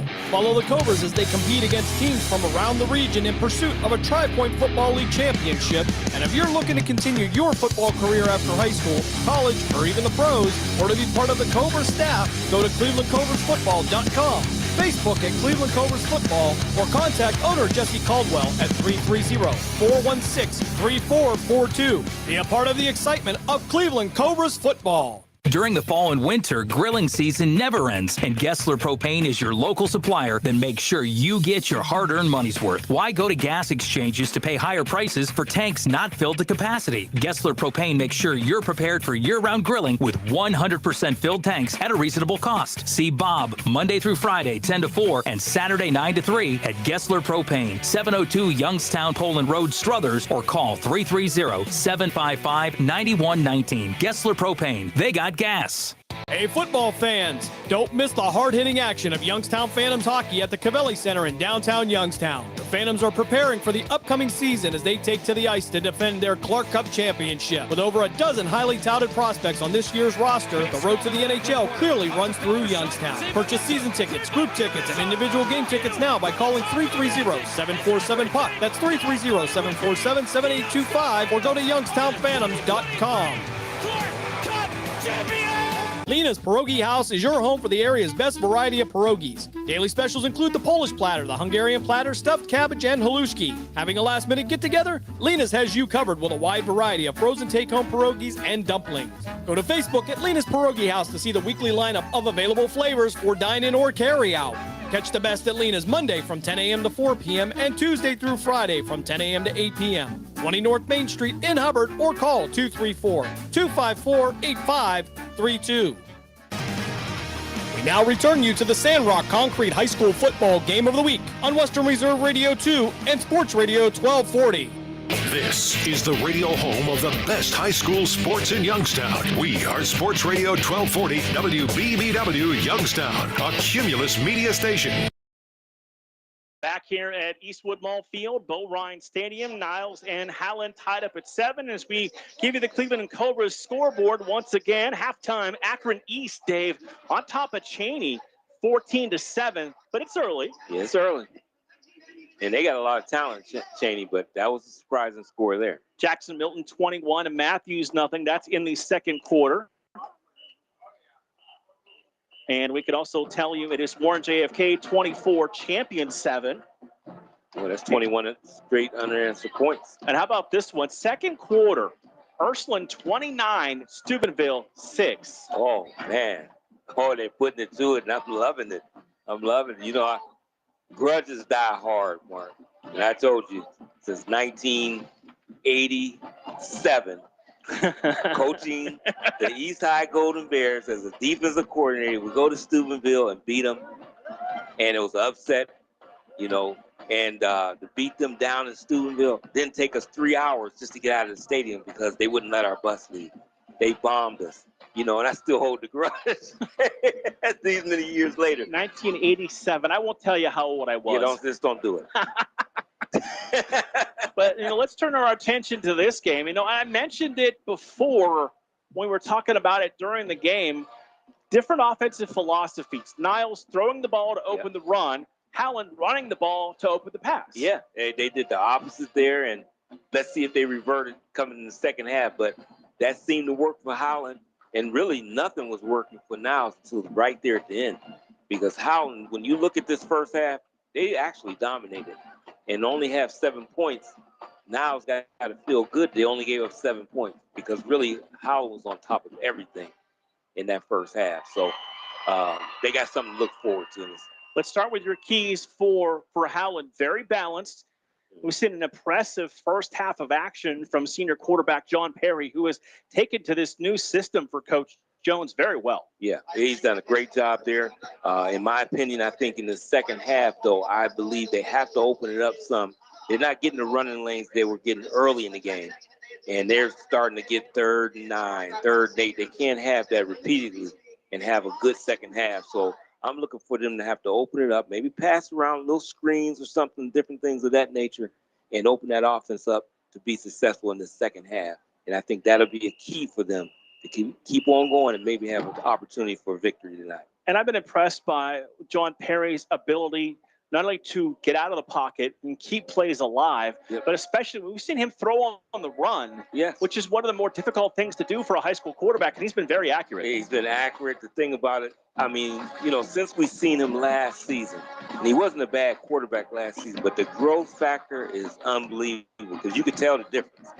to have the confidence to make that touchdown throw that he did. He actually threw across. You usually don't do that. Should not throw across the field, but he had the confidence and the arm strength to get it right across the field, right to his receiver in between defenders. And you just see the smart decisions of when the rush is there, he doesn't have anything, throw the ball away and live for another down. A lot of growth from John Perry in his senior year. Now for the Niles Red Dragons, sixth-year head coach Jim Perry, who's 22-26 going into tonight's game here at Niles. You look at it, they have 2 turnovers in the first half. Their defense played stout, especially up the middle. Between the tackles, they played exceptionally well. Yes. And Antoine Gardner got it going, especially, you mentioned it, after the turnover. The pads were a little, more level. Shoulders were perfect. He was running the ball with purpose after that. Yeah, after that, you've seen that, I'm telling you, if you're a competitor, you make some mistakes, it's like a beast that just comes out of you, and that's what you've seen with him. And that what you said there is the key for them in the second half. Now, run the football and allow Gardner to establish the pace of this second half. It kind of, again, seems like opposite things going into this third quarter. Niles needs to run the football. You kind of feel like Howland may need to throw the ball a little more to take him off the run. Yeah, absolutely. And as I said, they need to reverse their strategies they had in the first half and come out here with a different strategy. And I think that's for them to be successful. Either team, they have to reverse what they did in the first half. And we could see another good game as far as the second half of this game, because it's been a very good football game so far. Looking ahead to tomorrow, we've got 27 games around the valley. You and I will be at the historic Mollenkopf Stadium, 6:40 pregame, 7 o'clock kickoff. Canton McKinley and Warren Harding. Western Reserve Radio 1, AM 600. Jim Craven, the coach Bob Gessler. They will have South Range in Springfield as they break in the new turf at Springfield. Yeah, and I'm wondering what Springfield has this season as far as what they've run back. They surprised us last year. We didn't know what they were going to be, and they turned out to be a very good football team. And then we know about South Range, who we followed all the way and broadcast them all the way to the state championship. So we know what we've seen in that. Now let's see, new coach, their coach, great guy, retires, and now can they keep that same chain of winning going starting this season? And a new addition to the iMedia1 Network, City View Sportscast. Matt Lipsack, Matt Emsch, who is in the booth with us tonight. They will be on the call of that game between Pymatuming Valley and Mineral Ridge. I had so many games going through my head, I couldn't remember all of them. So we got you covered all over the valley on the iMedia1 Network.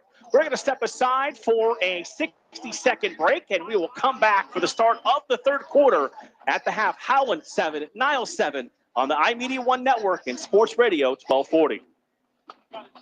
Okay. Interleague football on Western Reserve Radio. Follow the Cobras as they compete against teams from around the region in pursuit of a Tri-Point Football League championship.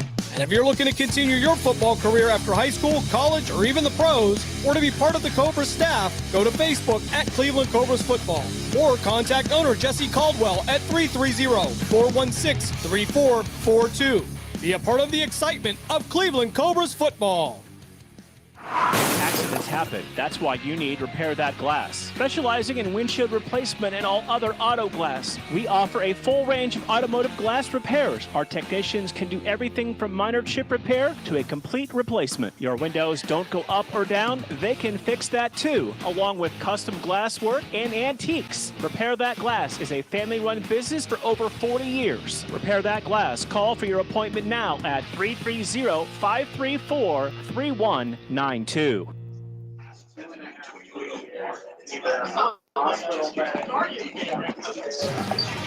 We now return you to the Sandrock Concrete High School football game of the week on Western Reserve Radio 2 and Sports Radio 1240. Both teams out on the field going through pregame warm-ups. As a pregame warm-ups. Listen to me. I'm trying to start the game over. Yeah. Halftime warm-ups is we played that first half so fast. We are just a couple minutes away from getting the third quarter underway. So we have a minute to talk about it. You look at last season. We mentioned, 3 teams played for state titles. JFK, South Range, and Canfield. 2 bring them home. But the thing I remember from last year is I thought going into last season, we may have the best quarterback crop as a whole than we've ever had last year. Right. So the teams that have returners, like these two do, Right. may have an advantage over some of the other teams that we're used to seeing do well that are breaking in young quarterbacks. I agree with that because, I mean, that crew that we had last time was unbelievable of quarterbacks. This year, it's a different thing. And I said, that's why I said about Gerard bringing over the kid from PA who was all conference over there to be their quarterback.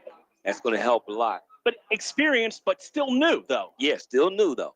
And, you know, that's the thing. Just to have that experience itself, it's going to help because a lot of these quarterbacks are sophomores, juniors that never played.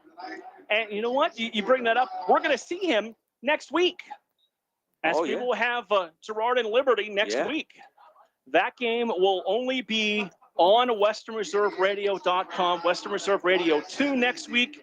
We will have San Francisco 49ers football on AM 1240. So we will only be on the stream, Western Reserve Radio 2 next week. And then right back for the game in a couple of weeks between Farrell and Warren Harding. And you and I have just been waiting for that game for it seems like 6 months. Yeah, I'm waiting for that one for sure because that's going to be something you normal powers. You know, we don't know what Harding has, but we will tomorrow. And just to know with Farrell, and they talking about this might be the best Farrell team, that's kind of scary. Yeah, that's absolutely saying a lot. So you mentioned it at the end of the second quarter. Niles steals momentum, tying the game up, going into the locker room. And now they're going to get the football to start the third quarter. That could be really decisive if they can do something with the ball in this drive. Yep, that's why it's so important, Howland, to have your defense ready because they're going to have to come up big in this opening drive. They don't even need to give up a first down. They need to get them out of there, 3 and out, get the ball back. Our third quarter kickoff brought to you by Repair That Glass and Hubbard, reminding you accidents happen. That's why you need Repair That Glass, offering a full range of automotive glass repairs. For an appointment, call 330-534-3192.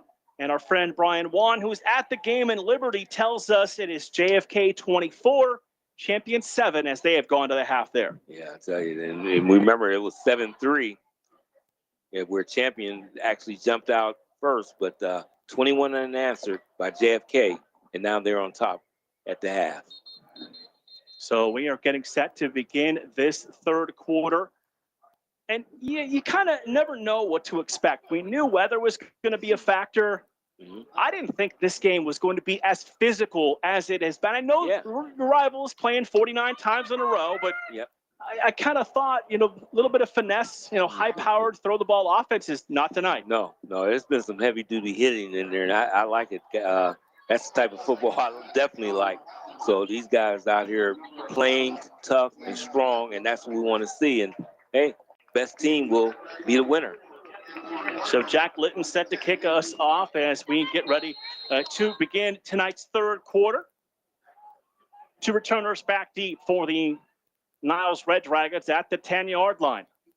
Short kick. He'll run up on it at the 15, across the 20, 25, 30. Still on his feet to the 35, to the 40, downfield to the 45, and out of bounds near midfield. That's Antoine Gardner. The four-year starter sets him up in great field position. That's what I do. They want to get him the ball immediately. He gets it on the kickoff, and he puts him in a very good spot right now. So it'll be 1st and 10 for the Red Dragons at the 45-yard line. Again, Anthony Budak, the quarterback, 6'4" senior. Antoine Gardner, the tailback, 6-foot senior. We'll see White, McCoy, Rochar, and Koontz at the wide receiver spot. Two receivers in a wing to the right, one to the left side. Antoine Gardner on first down, hits the pile. And there's no running room for Antoine Gardner on the first carry of the third quarter. Yeah, nice defense there by Howland, be able to get inside and not allow any of the running lanes to be open. Second down and 10. Red Dragons here in this third quarter, going left to right. Two receivers right, one to the left side. Budak takes the snap. He'll hand it off to Gardner. Broke off the first tackle. And Gardner able to drive the pile down to between the 48 and 49-yard line. And it brings up a third down. Yeah, and Gardner better be careful with the football. He got it outside. I mean, it's not away from his body, but they're going and grabbing at that football. 3rd and 7 from the 48-yard line, just underway, third quarter. We're tied up at 7. Budak takes the snap, gonna roll out, looks downfield, man wide open across the 40-yard line into Tigers territory, and down at the 38-yard line. Josh McCoy, the 6-foot senior, found a soft spot in the middle and made the play. Yeah, nice play. Ball was right there on target. Hit his receiver on the run. That's what you want to do. And he was able to pick up a first down. 1st and 10 at the Howland 40, make it 38-yard line. Single receivers to each side, a wing outside. Gardner going to follow that wing, now bounce it to the outside, across the 35, 30, 25, and down near the 23-yard line. That's another run for Antoine Gardner for a first down. Yeah, nice. They're coming out authoritative there, and they're mixing it up. Little pass, little run. They're doing a lot of things there, and they're keeping the Howland defense off balance. Down to the 25-yard line in this opening drive of the third quarter and tonight's Sandrock Concrete High School football game of the week. So receivers go to each side. Tight end moves to the left, wing to the right side. Gonna pitch it to Gardner. Hesitates, now finds a gap across the 20 and down near the 18-yard line. Impressive run by the senior. Hesitated, waited for that hole to open up, Dave, and then hit it quickly. Quickly, yeah. They're coming out with a lot of energy on offense. They come in here with the challenge of showing they got a different philosophy in the second half. Receivers go to each side. Gardner gets the football again, and this is going to be right near the line of scrimmage. Almost no gain. Yeah, it is interesting. We saw, trips and single, and we've only seen, a receiver to each side and more power from the Red Dragons to begin this drive. Yeah, we sure have, and it's kind of surprising, to be honest with you. Antoine Gardner going to come out of the game. Stephen Thomas checking into the backfield wearing number 21. Budak going to fire the pass, and it is going to be caught inside the 10-yard line, down inside the 5-yard line. And there's also a player down for Howland in the middle of the line of scrimmage, but it's going to be 1st and goal for the Red Dragons while we have this injury timeout. And that's what you see sometimes. Run it, and then they hit him with a quick pass. Yeah, and that's what they've been doing, and they have done a good job on this drive, keeping it off balance. Nice developing play there, slant, and just a slow reaction on the defensive back because you can see it coming all the way, and he stayed behind on the play, and perfect. Ball was right on target. Well, they tend to the player down on the field. We remind you, this is the Sandrock Concrete Game of the Week. For an estimate, call owner Jerry Sandrock at 330-506-0013. And we got officials and members of the training staff tending to the player down on the field. Couldn't quite get a clear look, Dave, at who that was down on the field. Yeah, I couldn't see that. So they're going to still tend to the player down on the field. So we've got, multiple trainers over there. Now he's going to slowly get up and make his way off the field. Number 5. And let's see. 5 for the Howland Tigers is Mario Sabrina, a junior defensive back, who was a little slow to get up, needed an extra moment, but he was able to jog off under his own power. So Budak has Gardner to his right, receivers to each side, and a tight end flexed just off the line to the short side. Gardner going to run that way. Follow the tight end into the end zone for a touchdown for the Red Dragons from 4 yards out. Second touchdown of the game for Antoine Gardner. Yeah. What a drive they put together. Came out and just basically controlled the entire drive. on offense there. Everything was in their favor. Ran the ball, threw the ball. Perfect drive for the Niles Red Dragons. Budak will hold. Anthony Georgalis, the sophomore, will come on for the extra point. Line to the right side. Good snap, good hold, extra point, plenty of distance, and good. 8:38 to play, third quarter. It is now Niles in front for the first time with 14 unanswered. Niles 14, Hallett 7. We're back in 30 seconds on the iMedia1 Network in Sports Radio 1240. Professional, fast, highly knowledgeable, easy to work with.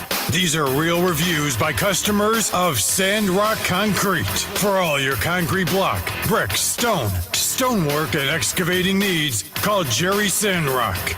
For your free estimate at 330-506-0013. Sandrock Concrete is fully insured and ready to make your ideas a reality. Sandrock Concrete is a proud supporter and sponsor of Mahoning Valley High School football on Western Reserve Radio. We now return you to the Sandrock Concrete High School football game of the week on Western Reserve Radio 2 and Sports Radio 1240. Back here at Bo Ryan Stadium, Eastwood Mall Field, and 14 unanswered by the Red Dragons to take a touchdown lead. Yeah, they came out and showed what they were going to do this half and really took it to Holland. Now let's see how Holland responds. That's going to be the key right here. How do they respond to that situation they just had to go through there? This kickoff brought to you by Repair That Glass and Hubbard. For an appointment, call 330-534-3192. Little squib kick. Going to go through the hands of one of the returners, picked up back at the 6, across the 10. And it'll go out of bounds near the 15, but there's a flag way on the other side of the field thrown at the end of the play, Dave. Yeah, and that went flying out there. It might have been a block that was definitely unnecessary. I mean, it was way out from the play, and that could put them in a deeper hole than they're already in. 8:32 to play, third quarter here on the iMedia1 Network, Sports Radio 1240. And haven't had a chance to really talk about that. Our third year continuing to partner with Cumulus Youngstown, Sports Radio 1240, AM 600, WRQX, for our high school football broadcasts. Bill Kelly, Charlie Connolly, Ben Slagle, all the great people over there that we work with. We continue to love this partnership and appreciate it. Yeah, absolutely. So back the Tigers all the way up to the 8-yard line off that penalty that was their 5th and our first here of the second half. Mm-hmm. So it is both Hansu and Ray in the backfield. 2 receivers in the formation. John Perry, the senior quarterback, under center. Gives it to the first man through, breaking a tackle, runs over Antoine Gardner and all the way out to the 22-yard line. Here's that guy. Here's your guy, Brendan Ray, 5'10", 205, and runs much bigger than that. Oh, yeah, absolutely. And he's a compact guy, and he's, like I said, he's a north and south runner, so you don't have to look for him far. He's there. It's just whether or not can you bring him down. First and 10, Tigers from the 23-yard line. Again, eye in the backfield, 2 receivers in the formation to the wide side. Perry's going to throw, try to set up the screen. It's not there now. He rolls back to the short side, goes downfield and almost threw in a silly interception across his body as the only player out there was Jermaine Dean, number 30. Yeah. A freshman out there in coverage for the Red Dragons. Yeah, that looked like a guy that was not a senior, that he reverted to some bad habits there, because that was one that he should have just thrown away. He actually put that in harm's way and almost had it intercepted. Second and 10, incompletion, stops the clock with just under 8 minutes to play. Niles 14, Howard 7. These two teams have split the last 6 meetings, and this is the 49th all-time. High in the backfield again, 2 receivers in the formation. Second man through, gets the football. And he is going to be swallowed up in the backfield. Broke free initially, but then pulled down back to the 20-yard line. That's a loss of 3 and brings up third down and 13. Yeah. I mean, in his last 3 carries, he's lost 6 yards. He had no positive yards on him, and now he might have a little injury with. And we've also got a player down on the field, as you said. Yeah, it looks like it's Hanzu that is injured on that play. So we will stop play at 7:42 to go in this third quarter. Looks like, can't tell if it's a cramp, And that could be. It's not super muggy, but No. it is definitely, the rain that's come through has definitely made it more muggy and more humid than it was earlier today. Right. The forecast says beautiful for high school football for the first Friday night. And he's up. And it could be that, a cramp. But when you get it like this, it could, like you say, it could be a little muggy and it's damp. And a lot of times that's what happens when you get the weather that's like this. And they have used him excessively in the first half for a small guy. Yep. And Dave Hanzu, 5'8", 160, just a sophomore. Yeah. It'll bring up 3rd down and 13 off the stoppage. And we're going to see, so that is Mario Sanabria, who was knocked out briefly with a little bit of an injury, back in the ball game on 3rd down and 13. 2 receivers to the right, 1 to the left, eye in the backfield, Perry under center. Takes the snap, gives it to the first back, and he has stood up and driven back. There is several Red Dragons there in on the stop, including one of the big defensive linemen. Yep. Everything has changed, Mark, in this game. You could tell it. We're on this side where Howland is, and you could tell the fans were up, the energy on this side. It has died down big time now, and you could tell the difference. Niles has stole all the momentum. Give the stop to Chris Masiosi, 6'4", 220, and a junior in the middle. Litton's punt is short off the side of his foot. The Niles Red Dragons will back away. And this ball is going to be down at the 39-yard line. A short field for Niles, who has scored on their last 2 possessions.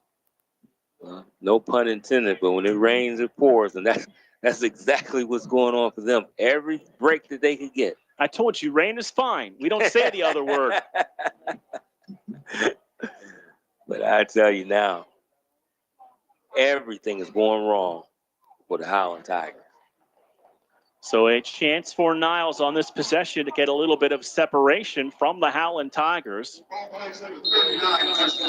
And so you look back, 21-7 Niles winning last year, 6-0 Howland in 2021. Budak going to pitch the ball to Antoine Gardner. Made the man miss, but the second defender there able to come up and make the tackle. And it's coming up, that is Carson Schultz, number 3, on the stop. Nice play. Is that Gardner just still down? There's one of the Red Dragons down. Yeah, I think that's Gardner. Might be a cramp issue that they're working on. Senior running back Antoine Gardner. And I mentioned it in the pregame show. It's not often you say 4-year starter. When somebody's a 4-year starter, they're special. Yeah, absolutely. To start from a freshman on through, this guy got some unbelievable talent. So he's been here and really, like I said, we talked about it. After he had that fumble, it was like somebody that went, our own Superman went and just changed, and it was a different guy running the football since then. And we've seen both Joe Smith line up in the backfield for the Niles Red Dragons, and we've also seen Stephen Thomas, number 21, who got quite a bit of work last year when Gardner got hurt. Yeah. So they do got some depth there to put someone in for him during those times when it gets a little tough. And right now he's limping out there. But I do believe that probably is a cramp of some kind. Let's see. So that is checking into the Red Dragon backfield. That is Stephen Thomas, 5'8", 165, a sophomore wearing number 21. He'll get the carry, running to the short side and across the 40 and down to about the 38-yard line. Since those first couple early series, And we've seen Niles, they're attacking off the short side. There's got to be a matchup there they must like. But yeah, because they're doing the same thing. They're going at it. They're attacking it for sure. So it's something that they see, and they may break one off on. 2 receivers right, 2 to the left. Thomas in the backfield with Budak. Play action for the senior. Budak steps into a throw downfield, hit his receiver in stride, and then the ball popped loose. They'll say no, incomplete. He was juggling the ball on his way down, did not complete the catch. 2 officials there on the spot. I'm going to say I'm not quite sure, but we'll go with incomplete. Yeah, we go whatever they call there, because I mean, I thought, and I might be biased. I'm a defensive guy, so it looked like it wasn't a bang bang. He actually looked like he put a couple steps, but I don't know. The debate is, a football move. Yeah. It looked like at least 1 step, if not close to 2. Yeah. Red Dragons right back to action. Budak alone. Going to punt this ball away on 4th down and 9. Trying to pin the Tigers back deep, but it's going to roll into the end zone for the touchback with 5.5 minutes to play here in the 3rd quarter. And Niles holding a 14-7 lead. Now, we've talked an awful lot about it, but there's some great games across the valley to start things off this week. Yeah, absolutely. Just to see all the games that's going to be played in these next couple of days. Yeah. And it used to be, rivalry games week 9, week 10. But with the way conferences have changed, the way alignments have changed, you see Howland and Niles. You see, all kinds of Girard and Liberty is next week. You see rivalry games happen all the time. Yeah, all the time now. It's a big difference.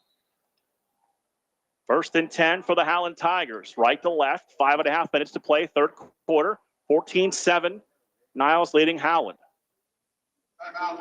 And we'll have a timeout called by the Howland Tigers. That'll leave them with 2 and gives us a chance to step aside for a quick break on the iMedia1 network in Sports Radio 1240. Catch all of the spring and summer action of Cleveland Cobras minor league football on Western Reserve Radio. Follow the Cobras as they compete against teams from around the region in pursuit of a Tri-Point Football League championship. And if you're looking to continue your football career after high school, college, or even the pros, or to be part of the Cobras staff, go to Facebook at Cleveland Cobras Football or contact owner Jesse Caldwell at 330-416-3442. Be a part of the excitement of Cleveland Cobras football. We now return you to the Sandrock Concrete High School football game of the week on Western Reserve Radio 2 and Sports Radio 1240. Perry claps, takes the snap, going to follow his running back through the hole. And Perry drives across the 30 and out near the 32-yard line. It's another 1st down on the ground for John Perry, 6'5", 190-pound, 2-year starter at quarterback. Yeah, there he is. He's been their best runner tonight so far. And they've used a lot of where the backs become the lead blockers for Perry, and they've been able to create some nice running lanes for him. Absolutely. Perry going to work out of a pistol formation with 3 receivers. Takes the snap, he'll hand it off and swallowed up right near the line of scrimmage. No gain on the play.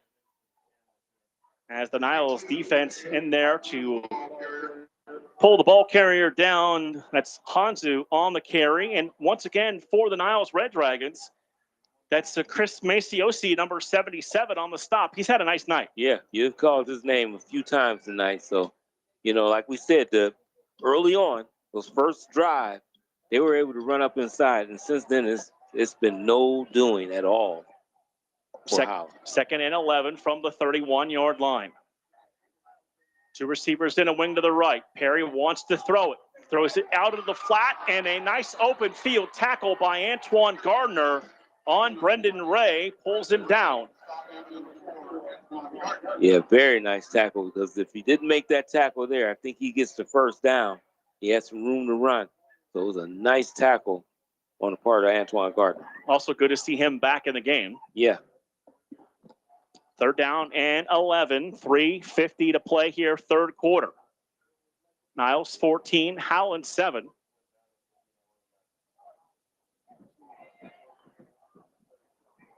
Tigers going to come to the line of scrimmage. Two receivers go out to each side, single back in the backfield. Perry back to throw. Has time, goes out of the flat. Receiver makes a catch across the 45-yard line before going out of bounds. And for Howland, that's Joshua Jarvis with his first catch, the sophomore wide receiver. Now it looks like Howland wants to go with a little up-tempo. First and 10 out to the 43-yard line. Tigers break the huddle. They'll come to the line of scrimmage.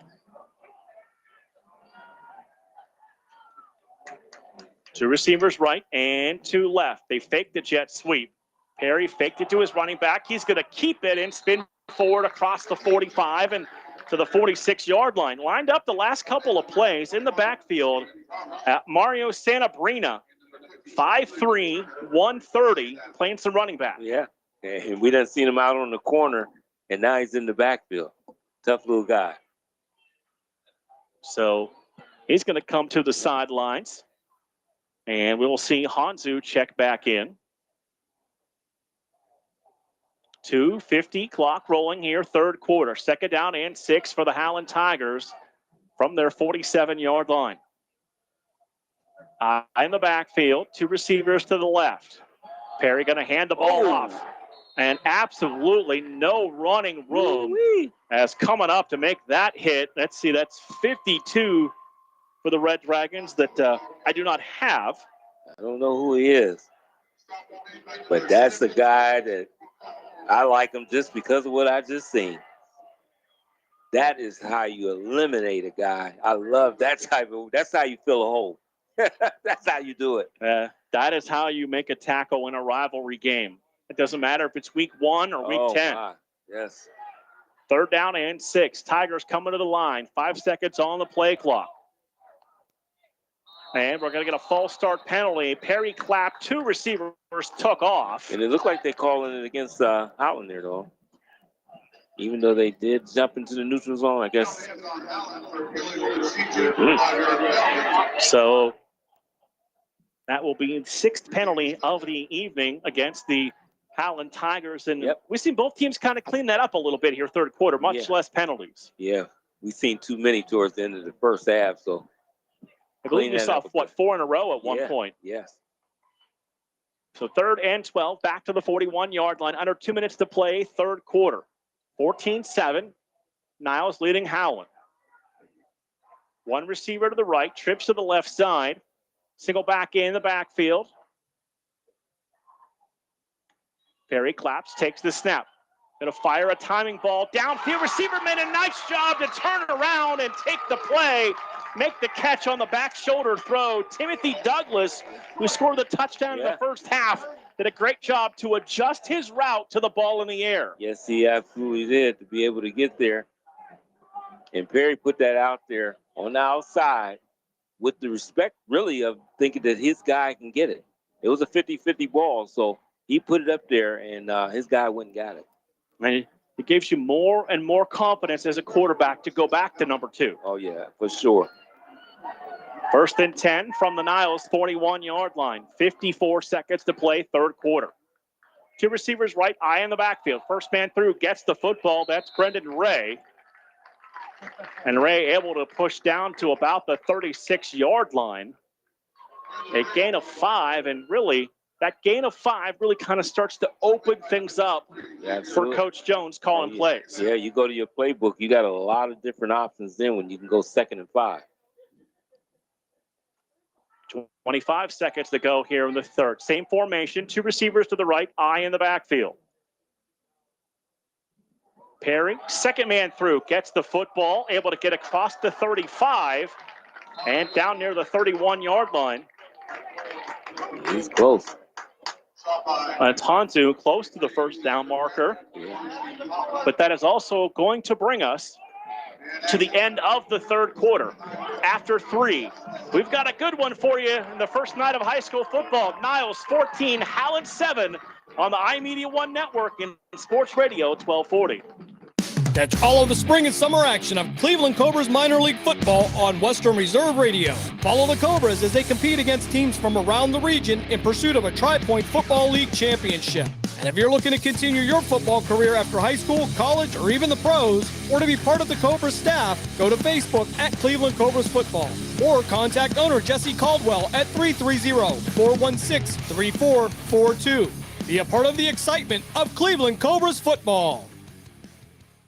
Accidents happen. That's why you need Repair That Glass. Specializing in windshield replacement and all other auto glass, we offer a full range of automotive glass repairs. Our technicians can do everything from minor chip repair to a complete replacement. Your windows don't go up or down, they can fix that too, along with custom glass work and antiques. Repair That Glass is a family-run business for over 40 years. Repair That Glass. Call for your appointment now at 330-534-3192. We now return you to the Sandrock Concrete High School Football Game of the Week on Western Reserve Radio 2 and Sports Radio 1240. Final 12 minutes of this one up on the scoreboard here at Bo Ryan Stadium in Niles. Mark Means, Dave Clark with you, Dave Ferris, and others back at our Western Reserve Radio studios. And we are going to get a illegal procedure penalty on the Howland Tigers on our first play of this fourth quarter. Yeah, you don't want to start off your fourth quarter with something like that. So they had to come back and redeem themselves. Then they had a snap count down correctly there and get another penalty in this half. Are you ready to feel hungry, Dave? Tonight's fourth quarter brought to you by Lena's Pierogi House. They are a home for the area's best variety of pierogies. Visit Lena's Pierogi House on Facebook to see the weekly lineup of available flavors for dine-in or carry out, or call Lena's Pierogi House at 234-254-8532. Thank you, Lena's Pierogi House, for joining us for high school football here in 2023. Perry going to drop into a pistol. Single back in the backfield, wing to the left side. Two receivers go that way. Perry going to roll that way. That's time. Now he'll set up, go underneath, and incomplete to Brendan Ray. And it's going to bring up fourth down. Yeah, it looks like they may even try to go for it. I don't know here, no. No, they decided against it. You know what I think it is? I think Dave strategically, Dave Ferris back at the studio, puts the food advertisers in the fourth quarter to make us hungry. Yeah. It might be intentional. So Howland's going to punt the football away. Jack Litton standing at midfield. Good snap right at the shoulders. Gets the kick away into the rain. Kuntz back to the goal line. He's going to bring it out across the 10-yard line and able to break a couple of tackles and get out to about the 13-yard line. I don't know. That was pretty risky. I'd let that one go over my head into the end zone. You know, it's like a regular rule as a punt returner. When you're inside the 10-yard line, and you drift back, you just let it go. That's normal. That's the normal rule, what you learn on special teams. Let that go over your head. See, that's where I need you to teach me, because I've never returned a punt because I'm probably the slowest person in this stadium. So 1st and 10 from the 14-yard line for the Niles Red Dragons, and senior quarterback Anthony Budak has two receivers to each side. He'll put it in the belly of Antoine Gardner, and Gardner got a couple yards before being swallowed up. Big number 57 came up and made the tackle. Samuel Pagano, 5'10", 230, and a junior, ran right into the arms of Antoine Gardner. Yeah, and he stuck there with him and brung him down. Gain of 1, 2nd and 9 from the 15-yard line. Four receivers in the formation for Budak, who takes the snap, turns it over, fires downfield into traffic and incomplete. And we got a couple of players slow to get up down on the field. That's Josh McCoy, who is now up slowly.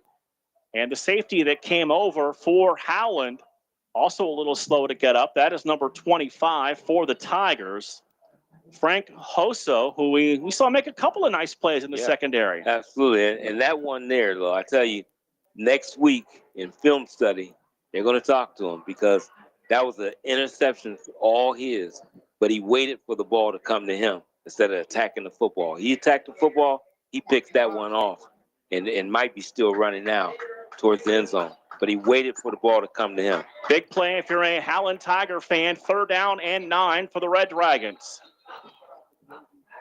1 receiver to the right, 3 to the left side, and a bunch formation. Play clock, plenty of time. Budak's going to keep it on the zone. Reed breaks it up the middle across the 40, 45, 50. Budak may go 40, 30, 20, 15, 10, 5. Touchdown, Red Dragons. Anthony Budak, a huge run and a great decision on the zone read. Yeah, absolutely. 85 yards, and he's in the end zone right now after that run, Mark. Haven't seen him run much today, but boy, he made a good decision there, and then a huge hole opened up. Yeah, absolutely. Well, he's got a great average of 2 carries and 96 yards. So if you can average 48 yards a carry, it's not bad. Yeah, that is definitely getting the job done. Rain is definitely picking up in intensity now. As Anthony Georgalis on for the extra point. Budak will hold. Good snap in, hold, kick on the way, and it is good. 10:54 to go here in the 4th quarter. 21 answered by the Red Dragons. They lead Howland 21-7 on the iMedia1 network and Sports Radio 1240. During the fall and winter, grilling season never ends, and Gessler Propane is your local supplier that makes sure you get your hard-earned money's worth. Why go to gas exchanges to pay higher prices for tanks not filled to capacity? Gessler Propane makes sure you're prepared for year-round grilling with 100% filled tanks at a reasonable cost. See Bob Monday through Friday, 10 to 4, and Saturday, 9 to 3 at Gessler Propane, 702 Youngstown Poland Road, Struthers, or call 330-755-9119. Gessler Propane. They got gas.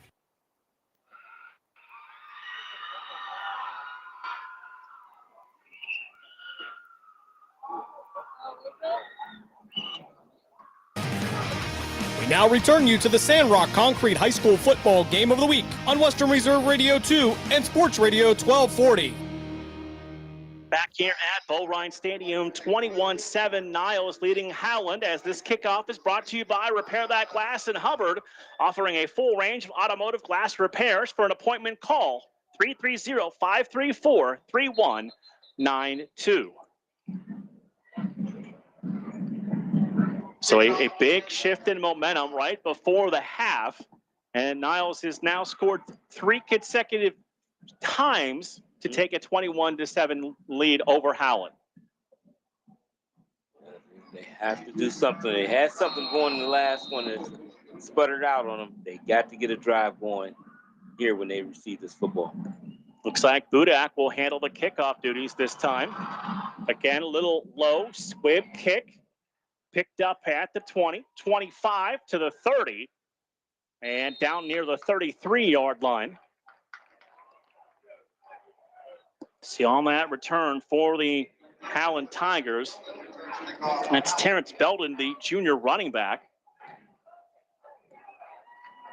Yep. Getting into that situation now, Dave, where Howland may have to throw it a little more than they want to. Yeah, you're down 14. You're in the 4th quarter. You're going to have to put the ball more than likely in the air. Be patient. See what the defense wants to give you and take those. So here comes the Howland offense. Led by senior quarterback John Perry.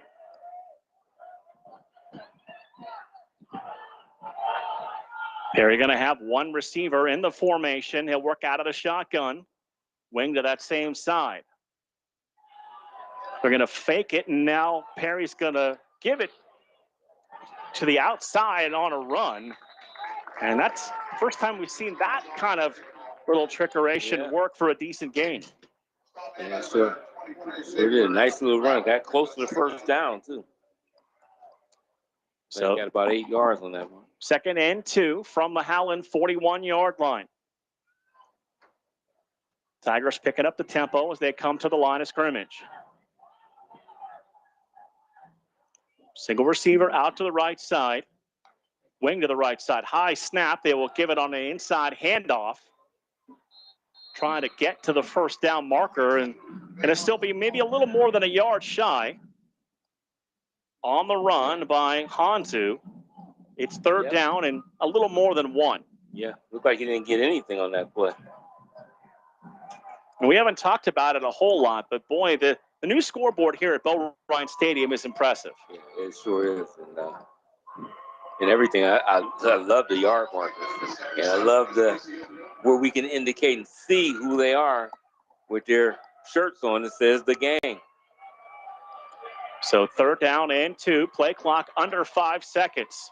Perry having trouble getting everybody set to 2 to 1. They just get it off. Perry plows ahead. And I don't know if he's there, Dave. He might be just a little bit shy and bring up fourth down. Yeah, he's real close. Definitely that, but he might be just a hair short. I think you go for it on this one. You're down 14. Under 9 minutes to play. Niles with all 3 timeouts. The Howland Tigers have a pair. It's fourth down and a 1. One receiver. Bringing an extra tight end. Perry going to go under center. Just follow that big, strong center forward. And it's going to be close. Yeah, I think he got it, though. He might have just got it by the nose of the football in a second effort. And we've got one of the linemen, got a couple of Howland Tigers down on the field that were slow to get up. And we've got one player for the Tigers that is still down on the field. And I have not seen an official indication just yet of whether he picked up the first down. Sure, and we see the chain gang has not moved, so I don't know if they're going to call for a measurement out here. Well, it looked like he pointed, but I don't know if that's what he meant. Let's see. Yep, he did. Yeah, so they will give the Tigers the first down, but the focus now is on one of the big guys up front who is down on the field for the Tigers at the 40-yard line. You know what? I love to see the sportsmanship because who's out there checking on him? Niles head coach Jim Perry for a Howland Tiger that's down on the field. Yeah, absolutely. That is good sportsmanship there. You like to see that. So we've got 8:37 to play here in the fourth quarter. And able to get up slowly and come off the field. Let's see, that is one of the offensive linemen up front. That is 78, Landon Lumen, the junior, 6'1", 240.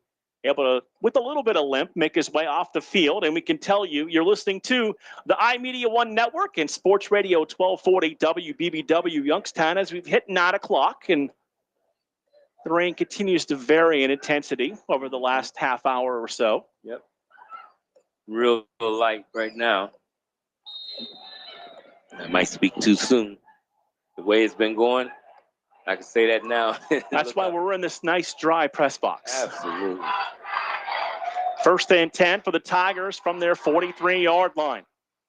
Play action for Perry with time. Has a man downfield and incomplete, looking for the flanker, Luke Delida, who broke free from the secondary, but the pass was underthrown. Yeah, he needed to get a little bit more down the middle and some air up under it and just allow his receiver to run right up under that. Kind of shocked with that because he's been playing well tonight. That was a bad pass there. 8:19 to play in the fourth quarter, 21-7. Niles leading Howland in the 49th meeting all time since 1975 for these two schools. You know, a lot of fantastic things happened in 1975. I don't know if I should say anything or not. I got to think about this. Two receivers to the right, wing to the left. Delida goes in motion and flags.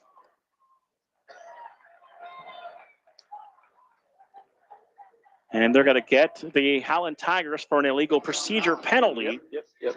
Their 8th.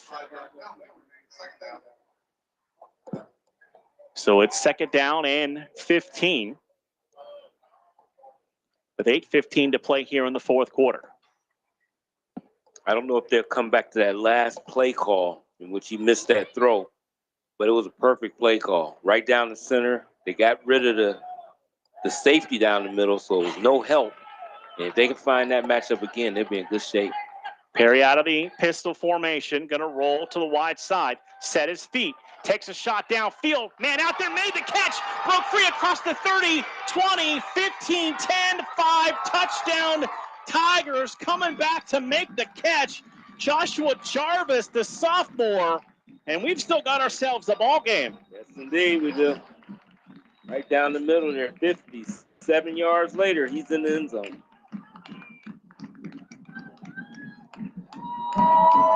So it is now 21-13 with the extra point upcoming, and they liked it the first time. They kind of went right back to it a couple plays later, and this time they hit for the touchdown.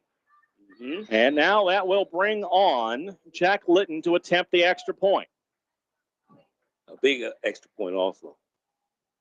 Snap a little high. They get it down. Extra point up, and it's true.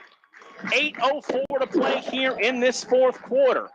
It is Niles 21, Howland 14 on the iMedia1 network and Sports Radio 1240.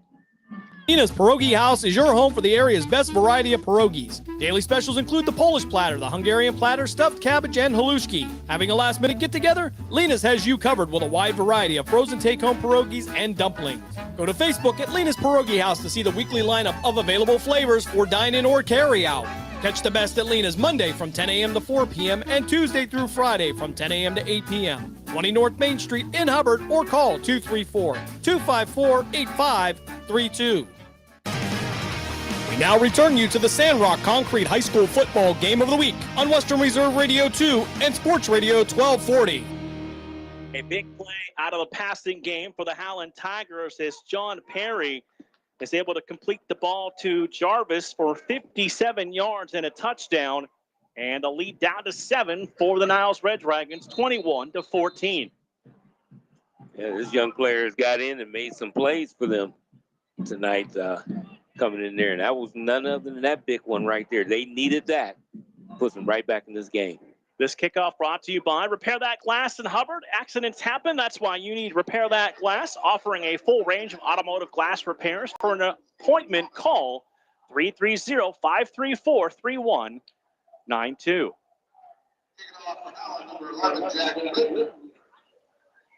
So Jack Litton will kick. Two Red Dragons back deep at their 15-yard line.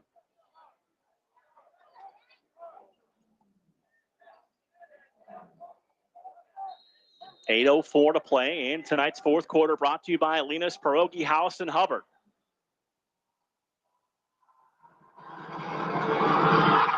High end over end kick. That's going to go into the end zone, out of the back of the end zone for the touchback as Jack Litton got into that one. Oh, yes, he did. He put that about 5 yards deep in the end zone.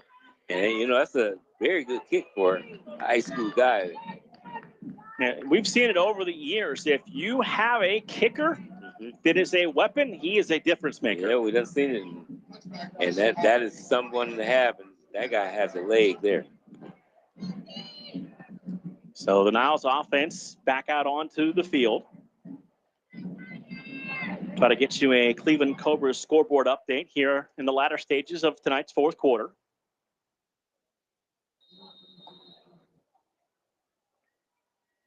Budak and Gardner in the backfield.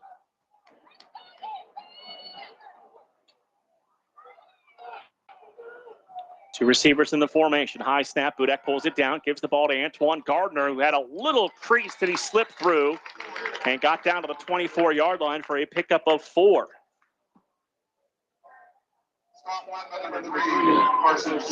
Try to get their hands on him quick as they possibly can before he really gets going.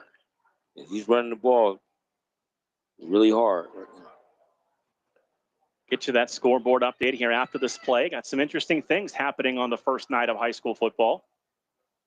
Antoine Gardner again gets the ball, bouncing it to the outside across the 30, 35-40, 45-50, 45-40, 35-30, 20, 15, and down to the 10-yard line for Antoine Gardner. Tightrope the sidelines and was carrying tacklers for a huge run. Yeah, 66 yards on that play. He's got it down there to about the 10-yard line. What? And they are already lined up, Mark. And they're not going to give me any time to get to this Cleveland Cobra scoreboard. No, they're not even allowing the chain gang to get down there.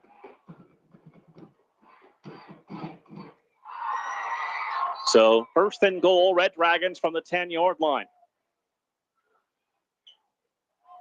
Budak's going to keep it this time. Break a tackle, break another tackle, and Budak's down to the 1-yard line. It is 2nd and goal for the Red Dragons. Well, he ran with some authority there as a quarterback. He ran that ball like he was Antoine Gardner. He ran with some power there. And now they're right there at the doorstep of getting in the end zone. If they haven't done it yet, they're probably close to putting 2 backs over 100 yards tonight. Yeah, he's over 100 there. They're both. Budak and Gardner in the backfield. It's Antoine Gardner. It's a Red Dragon touchdown, his 3rd of the night. This one from 2 yards out. Yes, indeed. 6:28 to go here in the 4th quarter.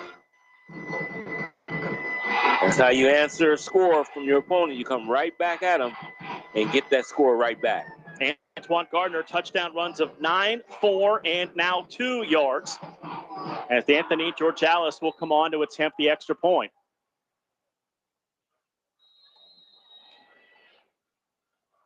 Budak to hold. Snap down. Georgalis' extra point up into the band shell and good. And it is 28-14. Red Dragons leading the Howland Tigers. Dave, let's keep it here for a Cleveland Cobras scoreboard update. Akron East leading Cheney 14-7 3rd quarter. That game is in a lightning delay. Jackson Milton 27, Matthews nothing. That is in the 3rd quarter. Ursuline 36, Steubenville 20. So it's a little closer than last time we saw in the 3rd quarter. And Warren John F. Kennedy leading champion 24-7. That game also in the 3rd quarter. And our scoreboard brought to you by the Cleveland Cobras. If you're looking to continue your football career, contact owner Jesse Caldwell at 330-416-3442 and become part of the excitement that is Cleveland Cobras football. Well, that's how you answer it there, Mark. You know, and it's just a slow taste to getting us back into the rhythm. 5 games tonight, 27 tomorrow. Oh, yeah. Big slate tomorrow. So a lot of high school football. And like we said, you know, every level I love them, but it always starts right here. High school football. And it's always exciting. This has been a good night tonight. There's nothing better than a Friday night in the Valley. The crowd, the band, the team, the cheerleaders, it all adds up to just a great atmosphere all around the Valley. Absolutely. And, of course, our friends in Western Pennsylvania, they kick things off next week as they start a week after we do here in Ohio. Bouncing kickoff brought to you by Repair That Glass in Hubbard, picked up at the 25-yard line and brought out near the 35-yard line. So the Howland Tigers down 2 scores with 2 timeouts and 6:23 left on the 4th quarter clock. Yeah, let's see what they can do here. And can they answer right after that last score? Can they answer the bell right now? 4th quarter brought to you by Lena's Pierogi House. They are your home for the area's best variety of pierogies. Visit Lena's Pierogi House Facebook to see the weekly lineup of available favorites for dine-in or carry-out. Call Lena's Pierogi House at 234-254-8532.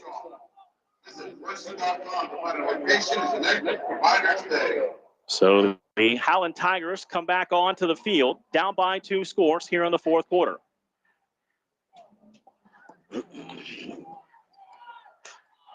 Perry got to run it on 1st down and gets down to about the 37-yard line. Yeah, trying to break one off there.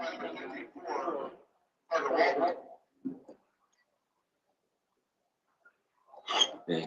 2nd down and 8 from the 37-yard line. 6 minutes to go. And looking at the radar, we got some heavy storms heading our way. Yeah, and I see that the rain has kicked back up a little bit right now. 2nd and 8 from the 37-yard line. Perry to throw, takes the shot downfield, overshoots his receiver, who was locked up in man coverage defensively by Josh McCoy, and he pretty much had him played perfectly. Yeah, he definitely did. And I think because it wasn't a real maneuver by the defensive back. He did have his hands on him, but he didn't make no gestures of holding or push or anything of that nature. I think that's why it's no call. Howland fans were a little upset at that. They thought it was interference there, but it's not enough. I mean, and how much of that just is looking back to play the football? Yeah, absolutely. That's it. And that's what he did. He looked back. So Perry to throw it. This time has time, goes underneath, and that pass is broken up. And that's Josh McCoy again on the coverage. And it's 4th down. Man, just like that. And that's why, we haven't really seen them try to do any screens to the outside or anything like that. And really puts a lot of pressure on Perry to have to try to throw this ball downfield under these situations and conditions. So Litton will punt. Nate Coots will be back to return the kick.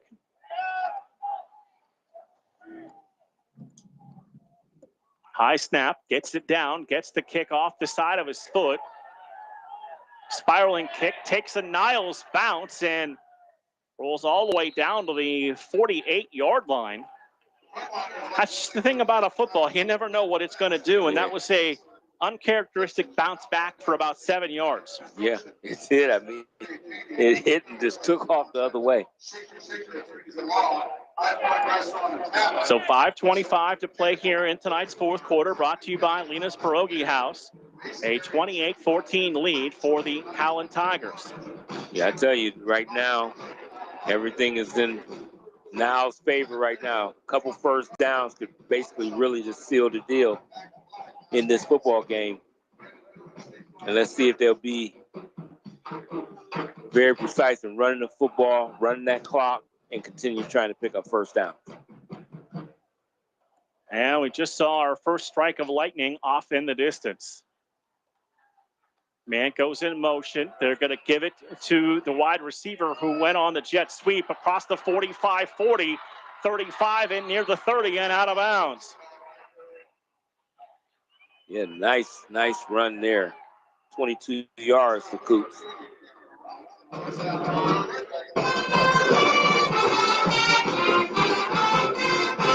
So let's look ahead on the schedule for these two teams for next week. If Niles gives us a chance as they go right back to the line of scrimmage with 5 minutes and 16 seconds to play here in the 4th quarter. And goes in motion. They bump in the backfield. Antoine Gardner has the football and down to the 29-yard line. Yeah, that's when you know things are going good, Mark, that you can have that type of collisions in the backfield and still be able to pick up some positive yardage on the play. So parts of Trumbull County now have a severe thunderstorm warning until 10 o'clock. You can definitely feel the temperature dropping and the wind picking up. 2nd down and 8 from the 29-yard line. Antoine Gardner this time is going to be wrapped up in the backfield back at the 33-yard line. Next week for Niles, they head to Mount Union, take on the Alliance Aviators. And for the Howland Tigers, it gets no easier as they will be at home next week to take on Poland. Oh, man. Absolutely doesn't. Oh, it's really coming now. Yeah, this is a much harder rain. Oh, yeah, this than we have seen pretty much the entire night. Yeah, it's a different level now. We haven't seen this earlier. It was raining, but this is something different here. So we've got the timeout on the field. Oh. And we've got the bleachers on both sides starting to empty. Oh, yeah. I mean, it's coming. We'll have to see what our officials elect to do with 4:30 to play in a 2-score game. And the wind has picked up so much that it's sheets of rain being blown on our press box. Mm-hmm. And I really didn't think. I thought we was going to get out of here before it really hits us, but this is something different here, Mark. Yeah, we need windshield wipers in here. You may have to go outside and clean those for us. So they will run the football again with Nate Coots. Nate Coots down the sideline, and Coots will step out of bounds near the 12-yard line. And with 4:23 to play here in the fourth quarter, the Red Dragons have another first down on the ground. Yeah, another 21-yard pickup on that play. And we have stands rapidly emptying on both sides of the stadium. And with the wind, it's not easy for anyone to keep their umbrellas down. Oh, yeah, you can. This is something different here. First and 10 from the 13-yard line. And now we've got whistles, and Niles is going to call a timeout with just 7 seconds left on the play clock. Oh, God. So, I mean, it's coming down like sheets. I have never seen this before here at Bo Ryan Stadium. You look at the new LED lights that they have here, and you can just see the waves of rain and wind that are coming in. Look at this. Pretty much right at us. And we got, about 10 minutes ago, Dave Ferris said there's a big storm coming your way. And he was not kidding. Yeah. I mean, right after you got that message, it hit. Yeah, you can hear it in our crowd mic, just how much wind. And so with 4:14, first and 10 from the 13-yard line, Budak and Gardner in the backfield. They're going to keep it with Budak, and he's going to be pulled down at the 15-yard line. And no penalty. That was a cheap shot there, and they might have got away with it. I didn't see a penalty marker. There's no penalty, but Anthony Budak does not look good on the field. No, that was a little extra hit there at the end of that play. And, oh, yeah, and the coaches are super upset at what happened. I looked right at that and seen that. You cannot allow that to happen there. I mean, obviously. So they've got the helmet of Anthony Budak off as they are tending to him. And we're going to turn that crowd mic down a little bit as it's turned into a conversation right next to us. Mm-hmm. But they've got a couple of Red Dragon players over there. And we've got all of the Howland players on the field down on one knee. The Dragons are huddling at the 25-yard line. And the rain has not lessened any intensity at all. Not at all. But I mean, it's coming. Anthony Budak, as he stood up, and is slowly making his way to the sidelines as the rain continues to come down, and we will see who gets the job to take over at the quarterback spot for the Red Dragons. So it is second down and 12 from the 15-yard line with 4 minutes to play here in the fourth quarter. It looked like Gardner is that quarterback. It is. It's Gardner going to run almost like a single wing style run.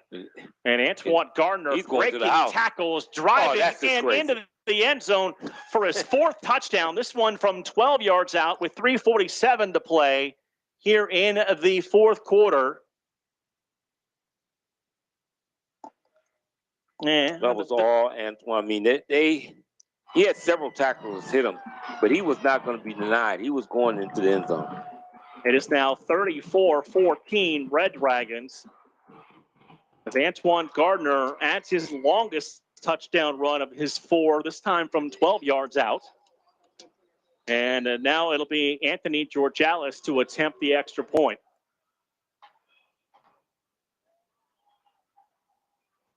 Into the band shell, closest to the side of the stadium where you enter the field. A little bit of a high snap. Budak, that's not Budak. That is the backup holder who was on to make a nice job. That's Jamari White who pulls it down.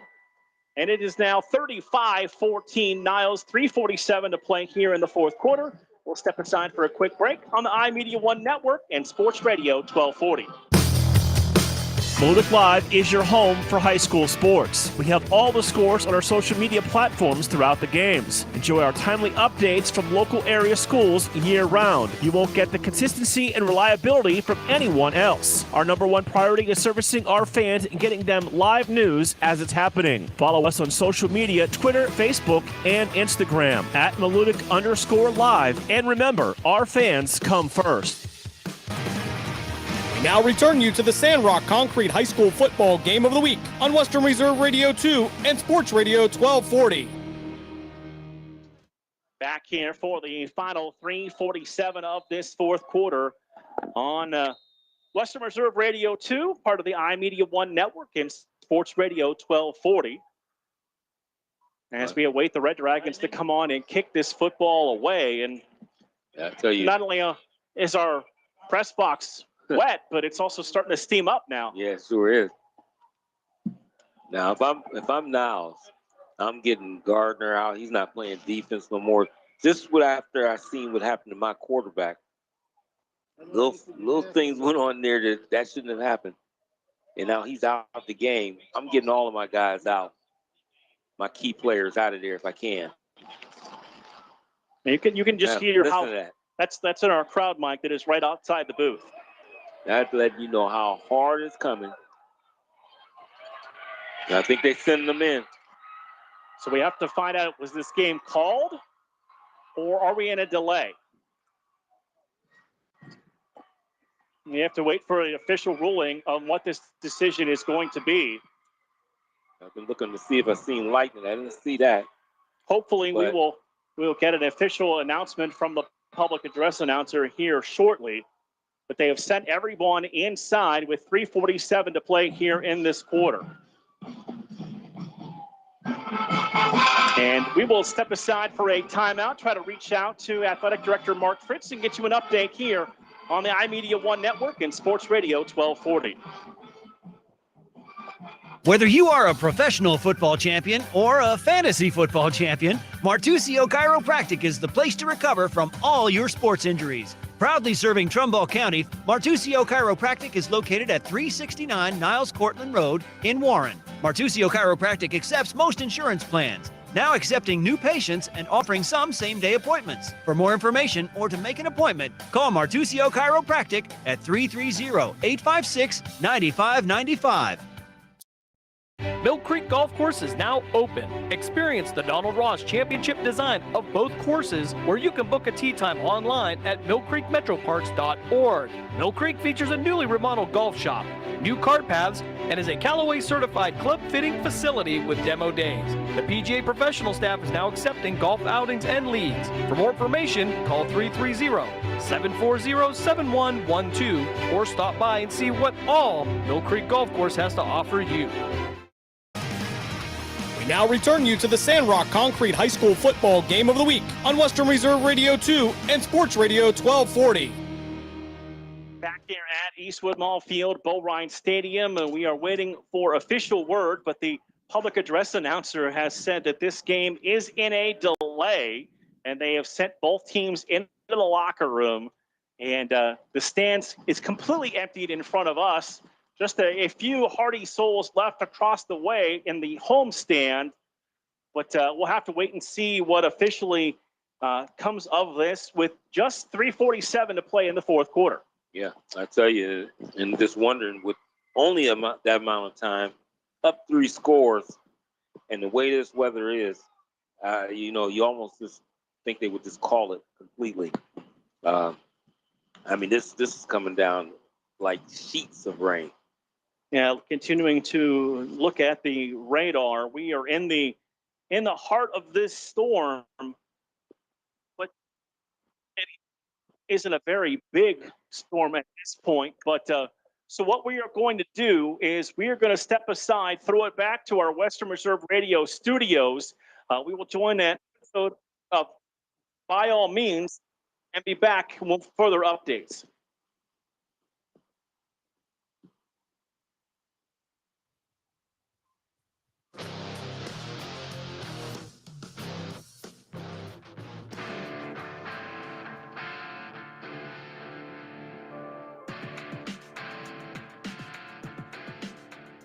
And welcome into another episode of By All Means right here on Western Reserve Radio.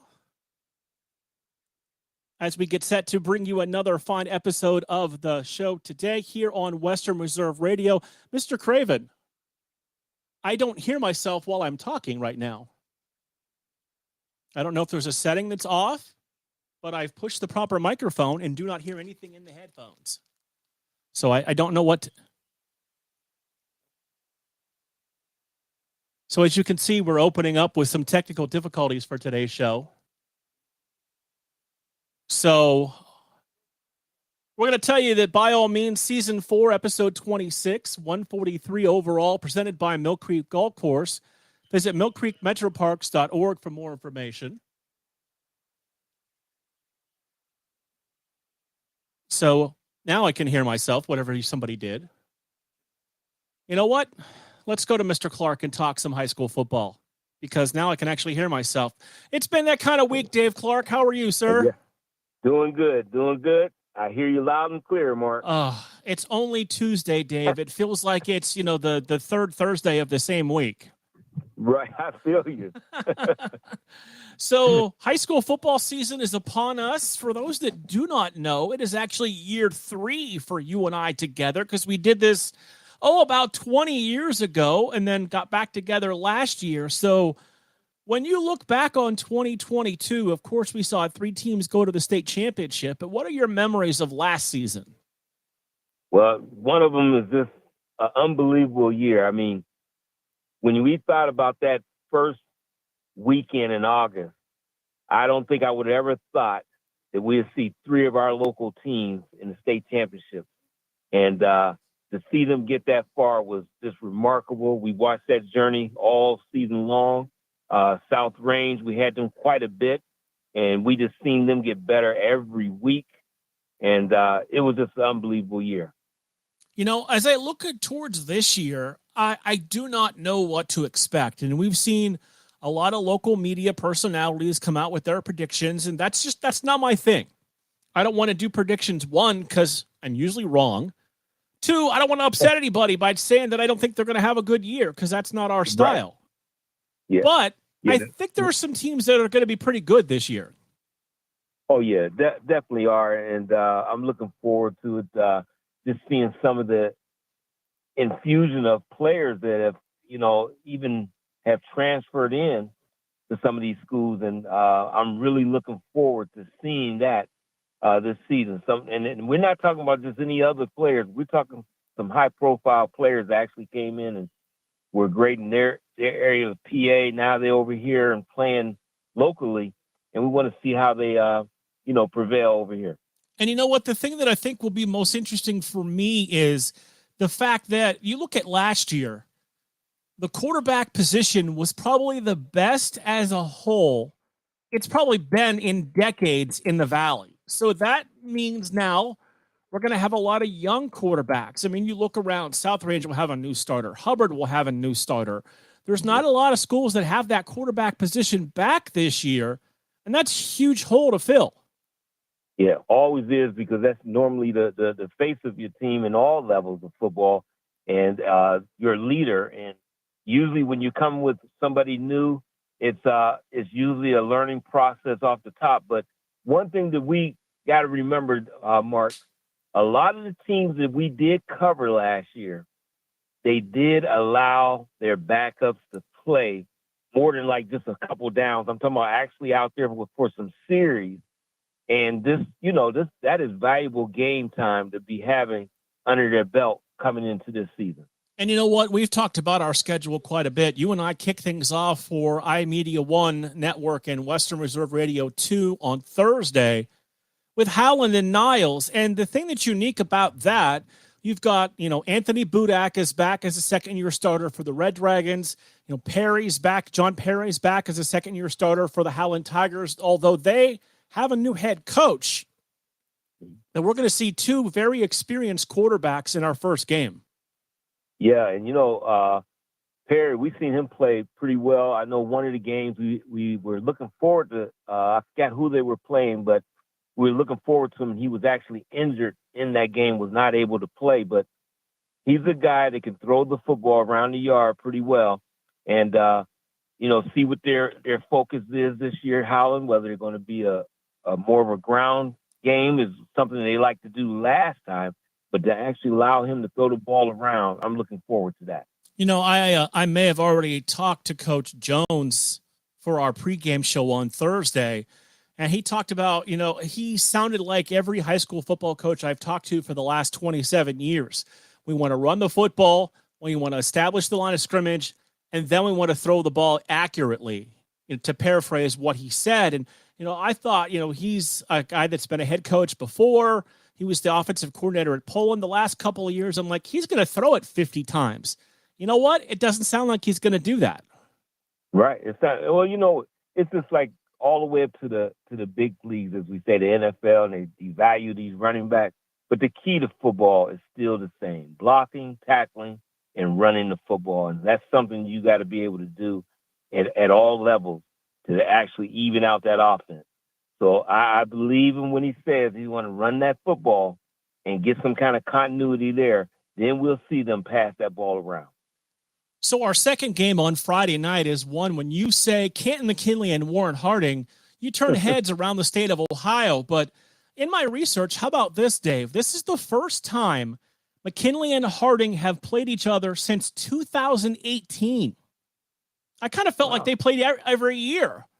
But yeah, the last time they played was 2018 when Harding beat McKinley 28-14. Well, I'm sure they want to come here and capture some revenge on that. I know Harding's a little bit younger than they have been in previous times, but they always know how to bring some type of talent out of Harding. So I'm looking forward to that game also, and I'm sure McKinley is going to be traveling here with the idea of getting revenge. And Canton McKinley's program went through some things off the field a few years back. Their head coach is an alumni. Not a typical Canton McKinley season last year when they went 5-5 and lost in the second round in the playoffs. In a game looked like they had wrapped up to win. So Harding had 2-8 and Canton McKinley had 5-5. Both teams looking to bounce back in 2023. Yeah, and just saying those records is just something that you don't really hear coming out of anybody's mouth on the norm for those two schools. So this is going to be something. I'm sure they both want to get off to a good start. And I tell you, when you said it turned fans' head, it turned my head when you told us that we have that game to start off with. So it is just a great opportunity to see two perennials from over the years go at it on that Friday night. And you know what? We should definitely compliment the guy that makes our schedule. I can't remember who that is. I don't know. Do you have any idea? Yeah, oh man, I think his initials is M&M, but I got to check into that. I mean, not to brag, but we're going to do it anyway. When you can say you've got games with Canton McKinley, the Farrell Steelers, St. Ignatius, and Massillon on. We now return you to the Sandrock Concrete High School Football Game of the Week on Western Reserve Radio 2 and Sports Radio 1240. Welcome back here to Eastwood Mall Field, Bo Ryan Stadium. Mark Means, Dave Clark, Dave Ferris back at our Western Reserve Radio studios. The Howland coaches have just informed us, after being in a meeting, that tonight's game has officially been called. So this is a final here tonight where the Niles Red Dragons beat the Howland Tigers by a final score of 35-14. We're going to take a break. We'll come back and we'll wrap up the postgame show here on the iMedia1 Network and Sports Radio 1240. Professional, fast, highly knowledgeable, easy to work with. These are real reviews by customers of Sandrock Concrete. For all your concrete block, brick, stone, stonework, and excavating needs, call Jerry Sandrock. For your free estimate at 330-506-0013. Sandrock Concrete is fully insured and ready to make your ideas a reality. Sandrock Concrete is a proud supporter and sponsor of Mahoning Valley High School football on Western Reserve Radio. Catch all of the spring and summer action of Cleveland Cobras minor league football on Western Reserve Radio. Follow the Cobras as they compete against teams from around the region in pursuit of a Tri-Point Football League championship.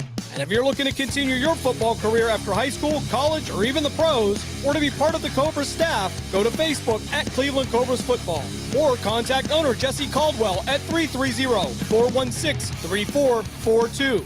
Be a part of the excitement of Cleveland Cobras football.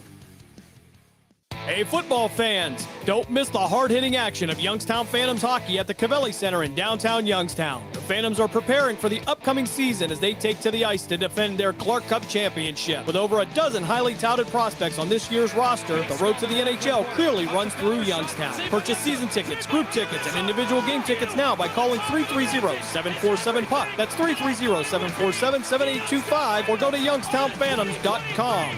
Clark Cup champion! Meludic Live is your home for high school sports. We have all the scores on our social media platforms throughout the games. Enjoy our timely updates from local area schools year-round. You won't get the consistency and reliability from anyone else. Our number one priority is servicing our fans and getting them live news as it's happening. Follow us on social media, Twitter, Facebook, and Instagram at Meludic_live. And remember, our fans come first. Whether you are a professional football champion or a fantasy football champion, Martusio Chiropractic is the place to recover from all your sports injuries. Proudly serving Trumbull County, Martusio Chiropractic is located at 369 Niles Cortland Road in Warren. Martusio Chiropractic accepts most insurance plans, now accepting new patients and offering some same-day appointments. For more information or to make an appointment, call Martusio Chiropractic at 330-856-9595. Lena's Pierogi House is your home for the area's best variety of pierogies. Daily specials include the Polish platter, the Hungarian platter, stuffed cabbage, and halushki. Having a last-minute get-together? Lena's has you covered with a wide variety of frozen take-home pierogies and dumplings. Go to Facebook at Lena's Pierogi House to see the weekly lineup of available flavors for dine-in or carry-out. Catch the best at Lena's Monday from 10 a.m. to 4 p.m. and Tuesday through Friday from 10 a.m. to 8 p.m. 20 North Main Street in Hubbard or call 234-254-8532. Mill Creek Golf Course is now open. Experience the Donald Ross Championship design of both courses, where you can book a tee time online at millcreekmetroparks.org. Mill Creek features a newly remodeled golf shop, new cart paths, and is a Callaway certified club fitting facility with demo days. The PGA professional staff is now accepting golf outings and leagues. For more information, call 330-740-7112 or stop by and see what all Mill Creek Golf Course has to offer you. We now return you to the Sandrock Concrete High School Football Game of the Week on Western Reserve Radio 2 and Sports Radio 1240. Well, as we told you before the break, tonight's game between the Howland Tigers and the Niles Red Dragons has been called with just a little less than 4 minutes to play here in the fourth quarter. And a final score of 35-14. Niles scoring in this one. It took till the second quarter, but it was Perry to Douglas on the run from 20 yards out. The extra point made it 7-0 in favor of the Howland Tigers. Antoine Gardner found the end zone for his first of 4 touchdowns with 6 seconds to go in the half from 9 yards out. The extra point tied us up at 7. Antoine Gardner started things off in the third quarter at the 8:38 mark, this time from 4 yards out. The extra point made it 14-7 in favor of the Red Dragons. In the ensuing Niles possession, 10:54 to play in tonight's fourth quarter. Budak's 85-yard touchdown run made it 21-7 in favor of the Niles Red Dragons. The Howland Tigers got their final score. Perry to Jarvis from 52 yards out at 8:04 to go here in this quarter. And it made it 21-14. Niles added 2 more scores from Antoine Gardner from 2 and 12 yards out, getting us to our final score of 35-14. And some of the names that we want to highlight, some big offensive production numbers tonight. Yeah, well, the highlight guy for Howland was definitely the quarterback in John Perry. He was 8 of 15, 133 yards, 2 touchdown passes, no interceptions. And then just running the football, he ran it 12 times for 91 yards. And he was a key component of their chances of trying to win this football game tonight. But Niles was just a little bit too strong for him in the second half, as Antoine Gardner ended up this game with 21 carries, 184 yards, and 4 touchdowns. Hudak ran the ball 4 times for 100 yards and 1 touchdown. And he threw the ball 10 times, completed 7 for 107 yards. And those were the key players tonight in this football game. Well, the Niles Red Dragons start the year off on the right note. An offensive explosion, Dave, here in the second half leads to the 35-14 win. They head to Alliance next week at Mount Union's beautiful facility there. For Howland, they head home to take on Poland next week. And any 8 Always a tough conference, always going to be a battle every night. Yeah, every night is going to be that way. So they got to just regroup, look towards next week, and try to get some positivities, what they've seen tonight, and then build off of those. We'll be back with you tomorrow night from Malakoff Stadium for Canton McKinley and Warren Harding. 6:40 pregame, 7 o'clock kickoff. Western Reserve Radio 1 and AM 600 WRQX with Jim Craven and Bob Gessler. They will have South Range at Springfield. That is a 6:35 pregame and a 7 o'clock kickoff. City View Sportscast online with Matt Lipsack and Matt Emsch. They go on at 6:45. They will have Pie Valley and Mineral Ridge. Big thank you to Athletic Director Mark Fritz here at Niles for the great position. I'm standing right at the 50-yard line. Could not ask much for more than that, Dave. It's an interesting way to kick off our season. We'll see what the year brings. Yeah, well, I'm looking forward to it. And it started off tonight. Very good game that we was able to see tonight. Niles just took over in that second half and showed they were a superior team. For owner-operator Jim Craven, for Dave Ferris and his crew back there in our studios at Western Reserve Radio. And Struthers, for our friend Matt Emsch, who spent the second half with us dry in the booth. My name is Mark Means for Dave Clark. Final tonight on the Sandrock Concrete High School Football Game of the Week. Niles 35, Howland 14, called due to weather. Less than 4 minutes to play in the fourth quarter on the iMedia1 Network and Sports Radio 1240. Good night. We thank you for joining us for this special presentation. We thank you for joining us for this special presentation of the iMedia1 Network, and we now return you to your regularly scheduled programming.